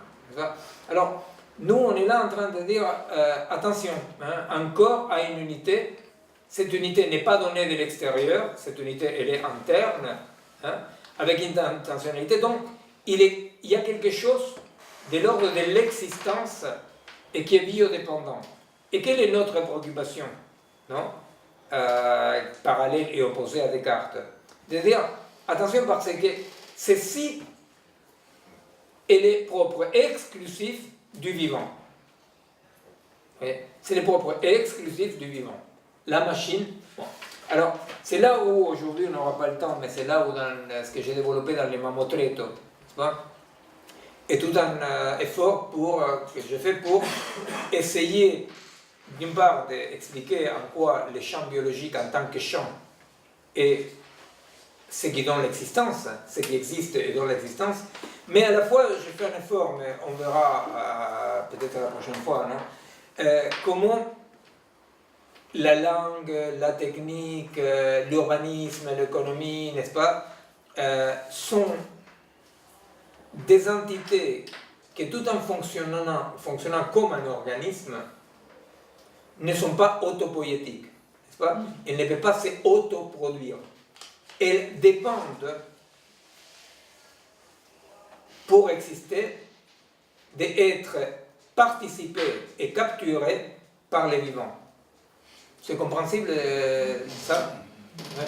C'est-à-dire que le travail que nous avons fait, c'est un travail, effectivement, en continuant l'élan de Varela, absolument, et qui est d'essayer de dire, bon, mais attention, effectivement, on ne peut pas nier qu'une machine, parce qu'on ne peut pas dire, par exemple, comme la pensée un peu naïve dit, mais finalement, ce qu'on met dans un ordinateur, vous voyez, c'est nous qui l'avons mis.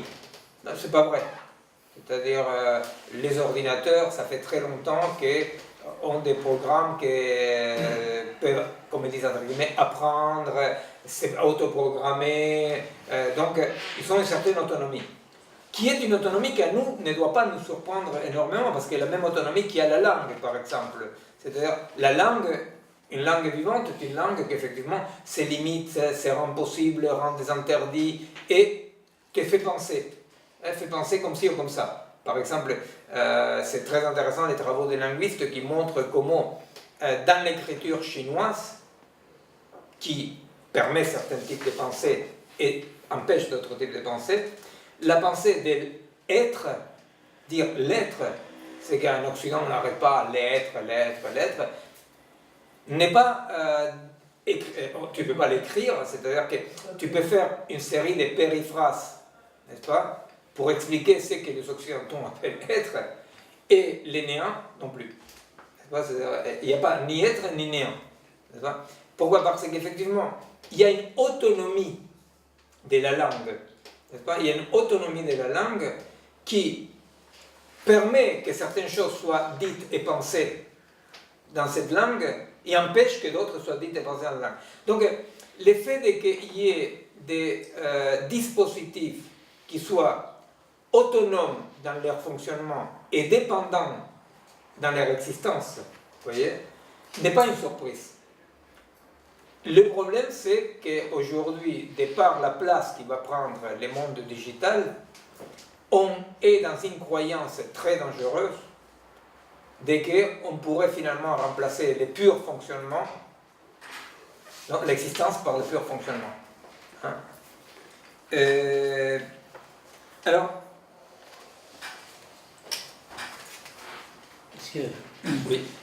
c'est-à-dire, le livre est lumineux, mais distribuer, qu'est-ce qu'il veut dire par distribuer? Distribuer, ça veut dire quelque chose de très simple. Ça veut dire que dans les vivants, dans un organisme, chaque partie est pour et par l'autre, comme dirait Kant, n'est-ce pas? Donc ça veut dire que dans un organisme, la vie est partout et nulle part. Tu vois, un organisme a des organes vitaux, mais n'a pas d'organe central. Tu vois, c'est-à-dire qu'il n'y a pas un organe dans lequel tu dis ici il y a la vie. Effectivement, tu lui mets une balle dans le cœur, l'autre réclame ça, tu vois. Mais ça ne veut pas dire que la vie était dans le cœur.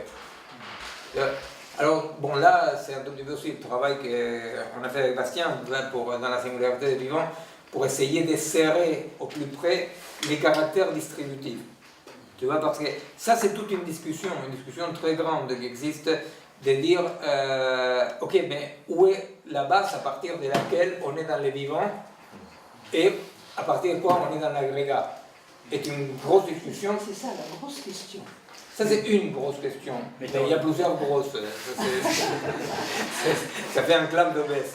Parce qu'au fait, cette grosse question, évidemment, en général, elle est répondue, par exemple, Giuseppe Longo, l'épistémologue avec lequel j'ai travaillé beaucoup, Varela, certains, un peu plus ou moins.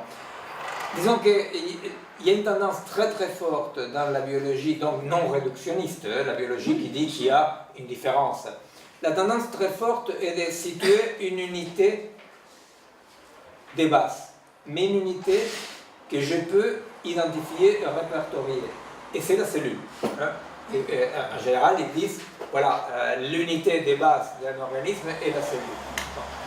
Alors, notre position, elle est différente. Notre position est une position de dynamique. Nous, on essayait d'expliquer à travers un exemple, mais bon, je n'ai pas trop développé dans la singularité du vivant, parce que je tenais quand même à qu'il y ait au moins 2 ou 3 lecteurs. Mais nous, un mécanisme de chimie moléculaire, n'est-ce pas, qui sert à expliquer, un peu à justifier notre position, qui est de dire le vivant n'est pas défini par un seuil d'une unité de vivant, c'est-à-dire la cellule.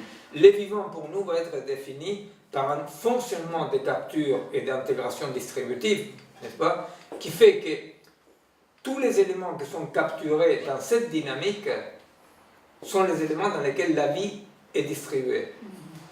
Tu vois, c'est-à-dire donc cette barrière, pour dire comme ça, nous la mettons dans un fonctionnement de type capture, dynamique. Oui, mais ce qui me gêne justement, c'est le mot capture. Capturer ou capter. Non, Pour toi, bon, c'est capturer. c'est un Pour peu... moi, ce serait capter. Si, je comprends. J'étais sûr que Ça quand tu m'a m'as dit ça, beaucoup j'étais gêné. sûr que toi, parce que capter, c'est plus démocratique. Mais, Oui, oui. d'accord, Moi, je mais sais si pas, tu veux... c'est Non, mais ce que j'entends. capturer et participer, tu vois, c'est un tout petit peu dans la tradition néoplatonicienne, tu vois, c'est-à-dire, c'est un tout petit peu le fait de dire, tu vois, comment fonctionne un organisme. Un organisme, bon, je vais dire capture, tu vois, enfin, capture, tu vois, tu prends un morceau de bidoche, tu vois, tu manges, tu te bouffes ton steak. Tu bouffes ton steak, alors tu transformes ces steaks en protéines qui te sont nécessaires et ça permet d'éliminer Oui. des cellules, d'éliminer et de recapturer. Donc l'organisme fonctionne en capturant, tu vois, les éléments dont il a besoin, en les transformant dans les protéines qui lui sont propres. C'est pourquoi, si tu veux, cette idiotie de dire tu es ce que tu manges. Non, pas du tout. Tu vois, c'est-à-dire tu es ce que ton organisme est. Et si quelqu'un, par exemple, mange que du chocolat, là, ce qui va se passer, c'est qu'il sera carencé, il ne va pas devenir du chocolat. Tu vois, parce que l'organisme transforme les éléments et perd en permanence. Tu vois. Alors, l'idée de capture, c'est qu'un des éléments de base, une invariante du vivant, de l'organique, pas que du vivant, parce que les mixtes, ça fonctionne comme un mixte qui est la langue, la technique, la macroéconomie, etc., fonctionnent comme un organisme, mais ne sont pas d'organismes, ils sont dépendants. Mais ils fonctionnent comme. Alors, ce fonctionnement, c'est quoi? C'est un fonctionnement dans lequel tu perds en permanence les éléments capturés pour garantir le fonctionnement. Tu vois? Alors donc, nous mettons cette barrière-là du côté d'un fonctionnement qu'on définit comme double capture, etc. Parfois on l'a développé, on peut revenir en droit. On les définit comme double capture, comportement propre, une série d'invariantes, mais on ne lui donne pas un socle dénombrable de base. Tu vois, on ne va pas dire à partir de la cellule, il y a les vivants. Et alors, ça aussi nous permet, bon, c'est un peu en détail, mais ça permet aussi de comprendre, vous savez, dans la recherche biologique et dans la recherche en général, il y a une sorte d'amnésie très forte, non? Parce que par exemple, tous les ans, vous pouvez lire dans le monde qu'il y a au moins une fois par an un Américain qui a créé une bactérie vivante. Et c'est la première fois qu'on a créé une bactérie vivante.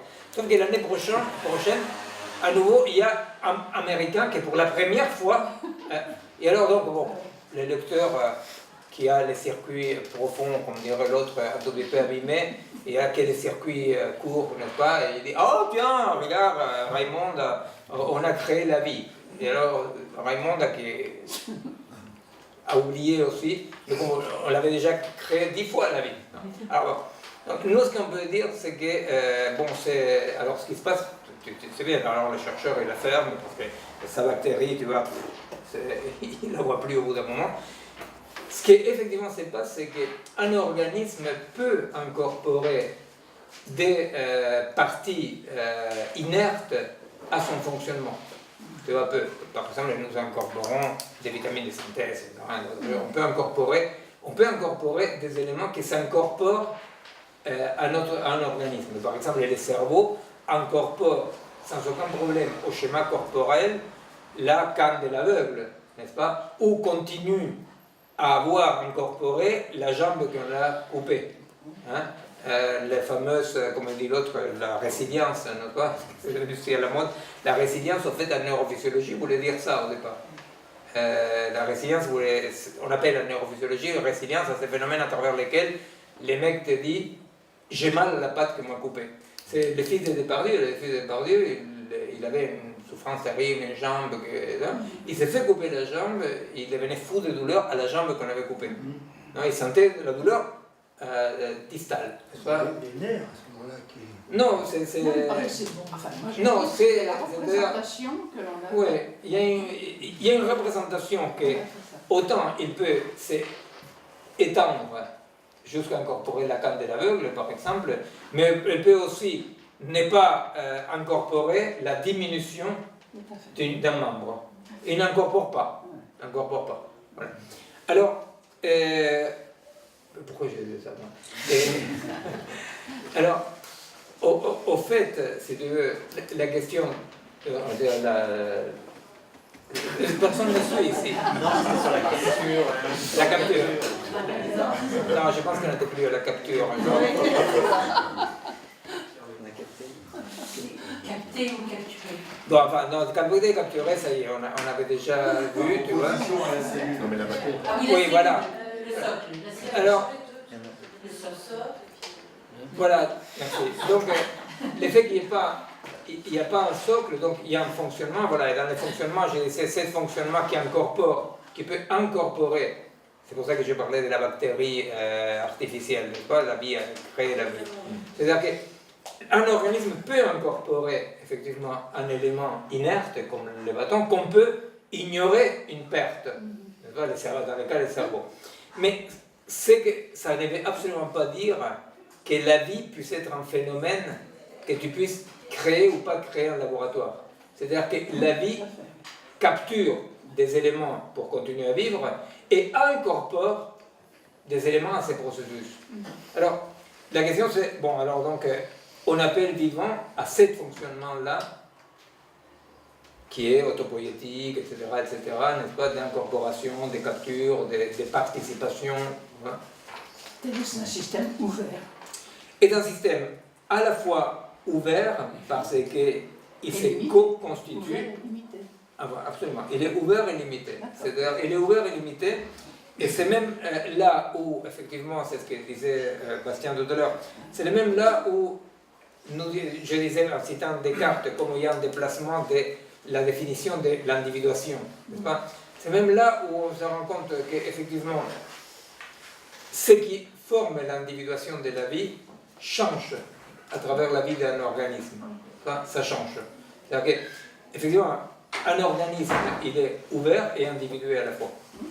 Il est ouvert et individué. C'est-à-dire que, alors, ces changements-là ne sont pas simplement comme dans les cas de l'existence éthique, d'exemple. C'est-à-dire, c'est pas simplement que quelqu'un change son être par rapport aux situations qu'il traverse et comme il les traverse, mais le vivant en tant que vivant change son niveau d'individuation par rapport aux situations auxquelles il participe.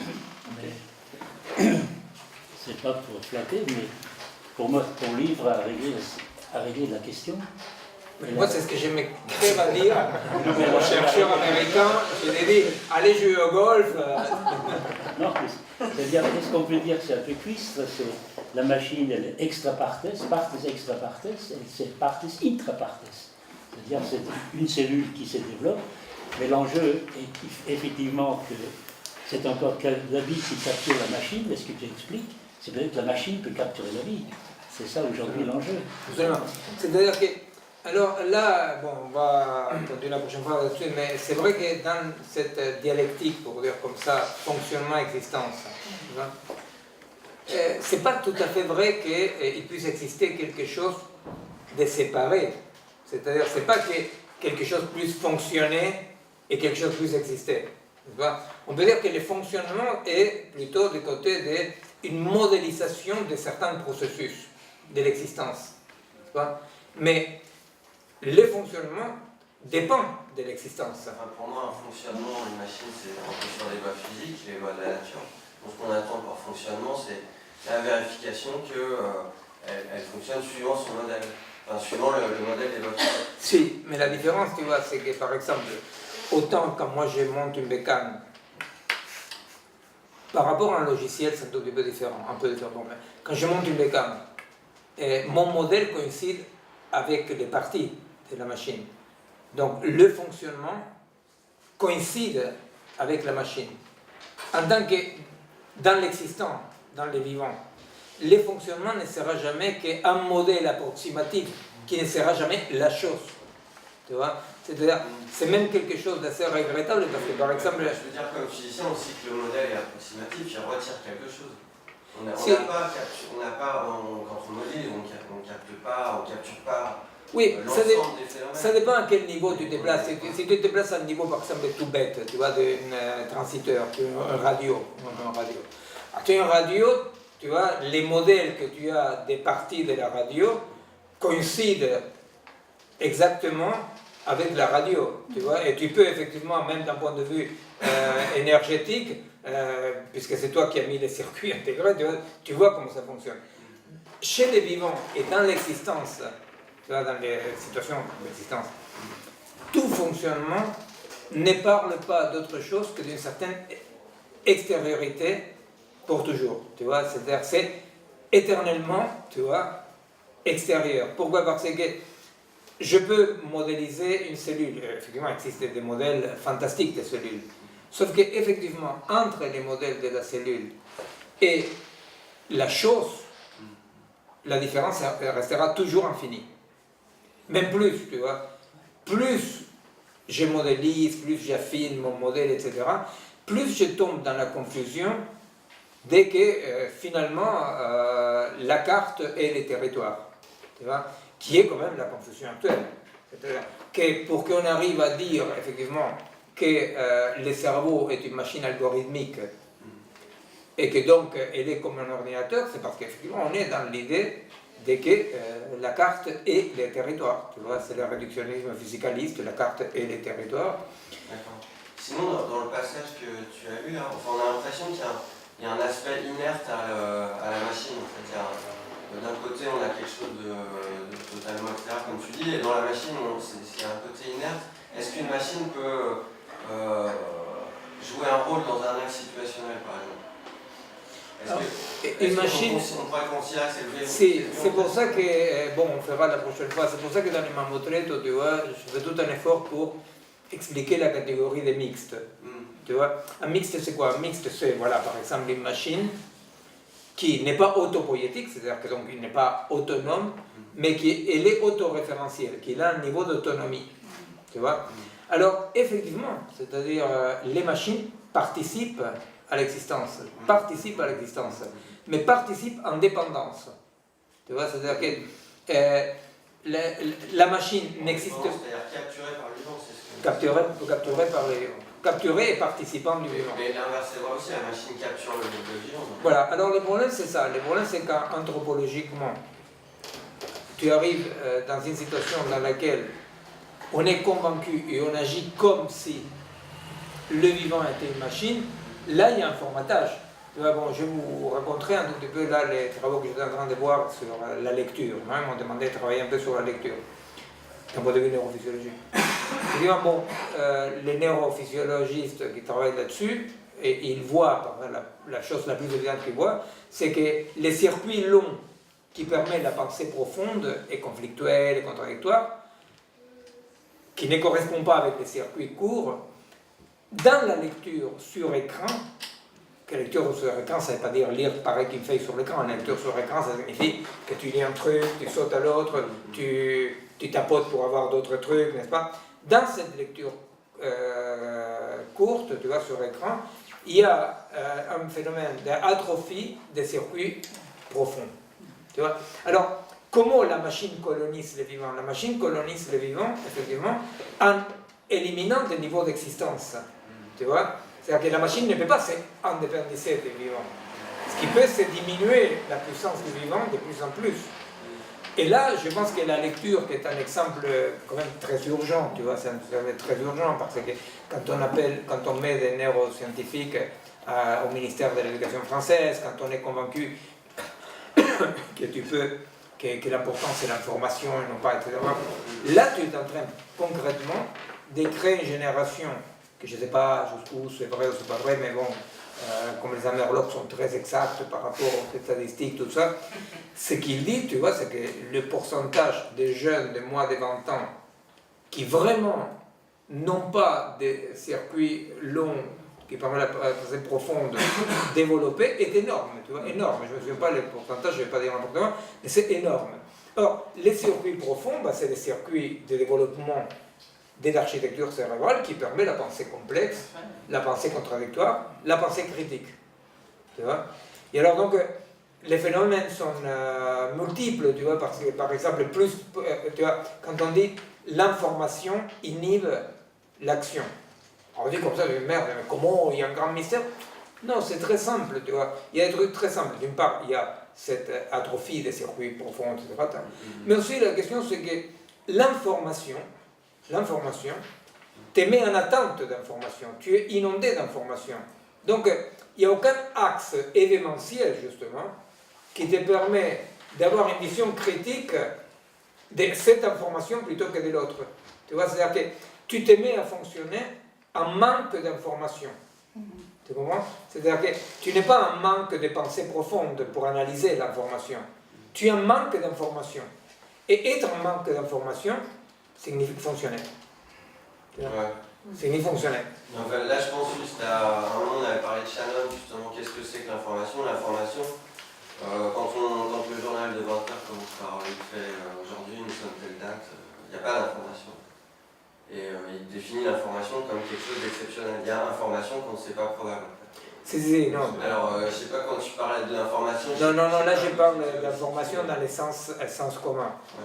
L'information dans le sens de Shannon, c'est quelque chose de beaucoup plus poussé, qui va dans ce sens-là, mais qui est carrément dans le sens ontologique de dire nous sommes tout l'existant, tout ce qui existe, n'est pas autre chose que des agrégats de ces unités-là d'information qui sont des unités asémantiques. Justement, là, quand tu parles d'information, je ne saisis pas très bien ce dont tu parles, en fait. Enfin, moi, j'ai besoin de définition souvent. Écoute, il existe quand même un passage, oui, je comprends. On peut revenir, tu vois. Mais il existe quand même un pont très fort entre la réalité de l'information bêtement comprise, tu vois. La Syrie, le Brésil, blablabla. Il existe un pont entre cette information et la théorie de Shannon de l'information, qui pourtant n'a rien à voir, parce que pour Shannon, l'information, ce sont des unités, des unités avec un minimum d'entropie, etc. De l'entropie. Voilà, discrètes, etc. Bon, il existe un pont entre les deux, parce que finalement, cette information qui pourtant, prime abord, est porteuse de sens, contrairement aux unités d'information de Shannon, qu'on s'en fout du sens. Eh bien, il existe un pont parce que finalement, cette information qui a un contenu symbolique a priori, finit par agir comme la formation asémantique de Shannon. Tu comprends? C'est-à-dire qu'il y a une désémantisation. Tu enlèves l'essence. Alors, ce n'est pas la même chose, effectivement, l'information dans le sens d'être informé. Quand tu dis il y a un embouteillage, bon, c'est une information, tu vois. Ok. Mais l'information, dans le sens de cette quantité de données sur lesquelles on croule, tu vois, et l'information comme unité par rapport à l'entropie, par rapport au bruit, etc., des Shannon, qui sont des unités asémantiques, entre les deux, il y a un pont. Tu vois. Ces ponts-là, c'est celui qu'il faut étudier pour comprendre pourquoi l'information, maintenant dans le sens d'être informé, produit l'impuissance d'agir. Parce que l'agir dépend quand même d'une dimension du sens. Le sens qui pour toi a ça. Alors c'est compliqué parce qu'il ne faut pas identifier les deux niveaux d'information, mais phénoménologiquement, c'est vrai que si tu prends n'importe quelle personne, finalement, qu'est-ce que T signifie pour toi? Les informations sur la Syrie, tu vois, il y a un point d'information dans lequel il y a une sorte de c'est le bordel du monde. Non, sinon on revient à une perception qui ramène à l'axe situationnel et qui, du coup, permet d'agir. Si, mais pour cela, il faut bien quand même que des corps situés qui filtrent l'information et qui comprennent cette information agissent, tu vois. Or, tout va dans le sens contraire, y compris, tu vois, c'est-à-dire par rapport aux écrans. C'est fantastique comment, si tu veux, dans tout l'armement moderne des soldats, le fait capter, parce que percevoir pour ne pas confondre, capter l'ennemi à travers un écran, les virtualise. Tu vois, c'est-à-dire quelque chose que la disparition des corps dans les combats, c'est pas rien. Tu vois, c'est pas rien le fait de que, tu vois, les soldats vraiment modernes, tu vois, avec l'équipement moderne, n'est pas dans une dimension des corps. Voilà. Ce qui est marrant, c'est qu'il y a captation dans les deux sens, mais en même temps, il y a la création de cette coupure. Donc c'est un peu paradoxal. Non, la coupure, si je comprends bien, c'est parce qu'effectivement, les fonctionnements n'est pas... C'est universalisé, tu comprends? C'est-à-dire que ça, c'est les livres de Bioy Caceres, les romans de Bioy Caceres, l'invention de Morel, dans lequel Bioy Caceres, l'ami de Borges, il décrit une cité de pur fonctionnement. C'est-à-dire qu'il y a des allogrammes qui bougent, Alors, effectivement, c'est ce qui ne peut pas arriver. C'est ce qui ne peut pas arriver. Parce que les triomphes, entre guillemets, du fonctionnement sur l'existence, c'est une victoire à la Pyrrhus, quoi. Qui gagne perd. Tu vois, ça... Bon, là, on est dans la science-fiction. Il y a une dose de fonctionnement qu'on peut accepter. Non, mais les fonctionnements, il ne faut pas diaboliser les fonctionnements. Tu vois, par exemple, si moi je me fais demain un électrocardiogramme, tu vois, je sais très bien que je suis en train de voir une représentation d'un certain fonctionnement qui m'informe sur des choses intéressantes et importantes. Tu comprends? Donc, si nous comprenons que le fonctionnement est un niveau de représentation de l'existant, il n'y a aucun problème. Tu vois? Alors, c'est pareil quand quelqu'un dit « moi je suis médecin ». D'accord? Alors, tu es médecin. Tu vois? Tu n'es pas médecin dans toute situation, dans toute... C'est-à-dire que dans ton histoire, il y a quelque chose de médecin. Bon. Mais à la fois, bon, voilà, pour les fonctionnements sociaux, les rôles et tout ça, c'est quand même pratique. Simplement, quand les fonctionnements saturent de plus en plus l'existence, c'est-à-dire quand les médecins n'est que médecins, là tu es dans le totalitarisme. Tu vois. C'est pourquoi dans l'être lénien, Sartre dit un médecin qui se prend pour un médecin est un fou. Mais c'est déjà Pascal, non? Un roi qui se prend pour un roi, il est fou. Absolument. C'est ça. Et toutes les questions. Les circuits longs, c'est avec l'imagerie cérébrale qu'on voit. Oui. Et c'est vraiment court, c'est-à-dire quand on se... On voit ça, non, c'est pas court long en distance, c'est court long par rapport au noyau de la pensée complexe, intégrative, ou je sais pas quoi, ou des noyaux plus feedback. Donc ça illumine plus une partie. Ah oui, dans la imagerie médicale, oui, ce que tu vois, c'est ça, oui. Oui, tu vois, tu suis à la trace, tu vois ce qui va s'allumer.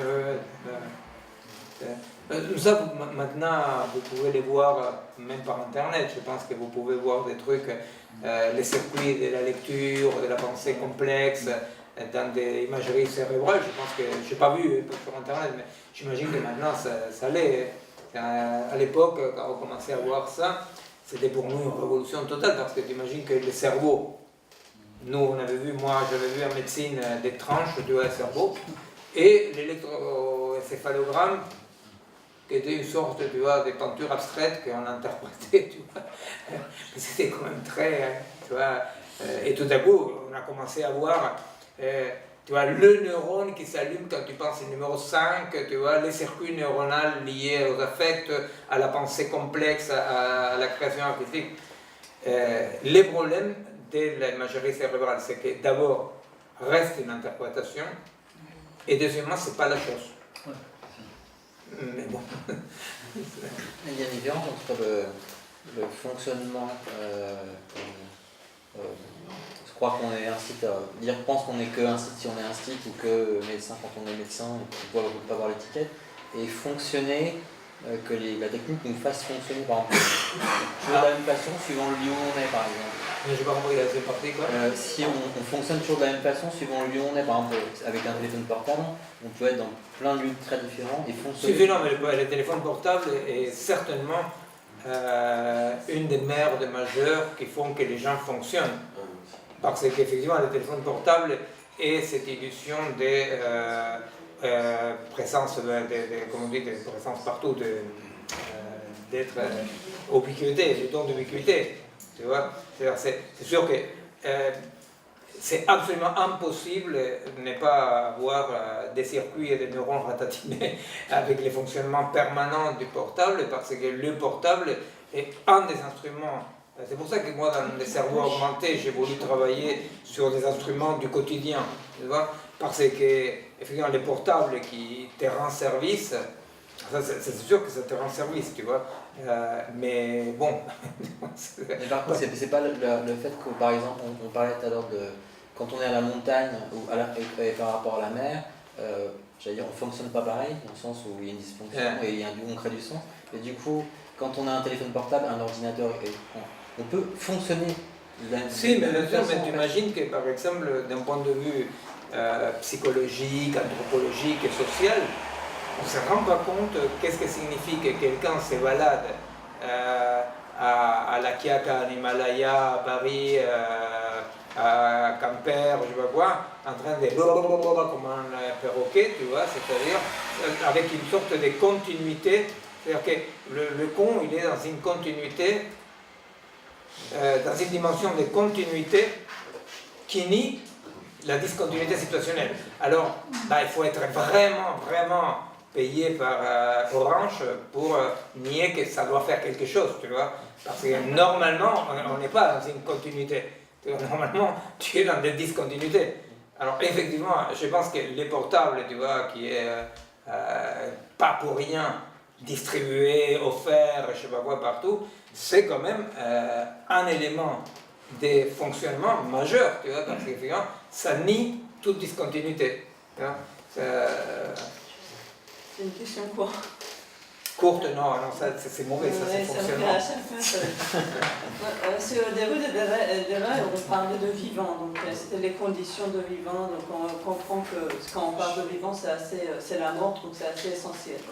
Mais là, le dernier sujet, c'est plutôt sur l'homme, c'est pas le vivant. Donc c'est le fait que dans l'évolution, dans la sélection naturelle, l'homme termine à devenir un ensemble de fonctions. Dans mes domaines d'expertise, il n'y a pas de problème sur ça. Ça veut dire que les gens disent, ok, on accepte, il y a une évolution et on termine d'être un ensemble de fonctions. Parce que c'est pas que l'homme, ça ne met pas l'homme comme vivant en danger. C'est une évolution, on ne sait pas. Oui, non, on ne sait pas. Ça, on ne peut pas dire. Dans tous les cas, ça abîme pas mal la vie. Ça abîme pas mal la vie. Oui, parce que les gens disent qu'on reste vivant quand même, mais on devient d'autres choses. Si, bien sûr, mais tu vois, par exemple, quand les transhumanistes, tu vois, ils disent la vie sur d'autres supports, la vie sans mort. Oui, transhumaniste, c'est la question de vivant. Ça je comprends totalement. Ça met en danger les conditions de... Si, mais bon, mais le fait que la machine, donc on est vraiment des entités séparées, la machine capture l'homme, le risque c'est que finalement on termine devienne un peu comme machine. Ça veut dire qu'on fonctionne comme machine. Absolument. Mais ça c'est, bon, on va arrêter là parce que mais c'est un peu la réponse que j'ai eue quand j'ai sorti le cerveau augmenté. Que j'ai raconté plusieurs fois, c'est-à-dire que j'ai pensé que les chercheurs allaient me dire mais non, ce que tu montres sur la modification cérébrale, c'est pas bien prouvé, je sais pas quoi. Et non, la réponse de tous les collègues, c'était de dire et alors, le cerveau il est simplifié, les fonctions complexes que le cerveau, dont c'est le cerveau s'occupera la machine. Et la réponse était et alors? Bon, moi je dis et alors, c'est très mauvais. mais en fait, je termine toujours à dire que je fais un pari sur l'homme parce que j'ai lu pas mal de bouquins, parce que j'ai rencontré pas mal de gens intelligents, donc je fais un pari. Non, mais ça c'est parce que tu penses à moi. Ça doit être ça, mais... Non, écoute, oui, toi tu fais un pari sur l'homme et toi tu vas savoir pourquoi, parce que tu viens de la civilisation la plus ancienne qui existe. Effectivement, vous les Persans, vous avez une distance par rapport à... Mais nous les pauvres occidentaux et assimilés... Je pense plutôt à Leibniz, Non, écoute, on peut toujours être optimiste, parce que tu sais, optimisme et pessimisme, ça a à voir plutôt avec les neuromédiateurs, tu vois. Il y a des gens qui sont toujours optimistes, d'autres sont toujours pessimistes. Mais il vaut mieux être sérieux, essayer de comprendre ce qui se passe, tu vois. Bon, écoutez, la prochaine date, c'est le... C'est 10 octobre, je pense. Je sais le 10 octobre. Le mercredi 10 octobre. Ah oui, et bon, alors je vais vous envoyer une invitation pour la présentation du bouquin Fonctionner ou exister à la Maison de l'Amérique latine. Voilà. Même si vous n'êtes pas argentin, vous pouvez.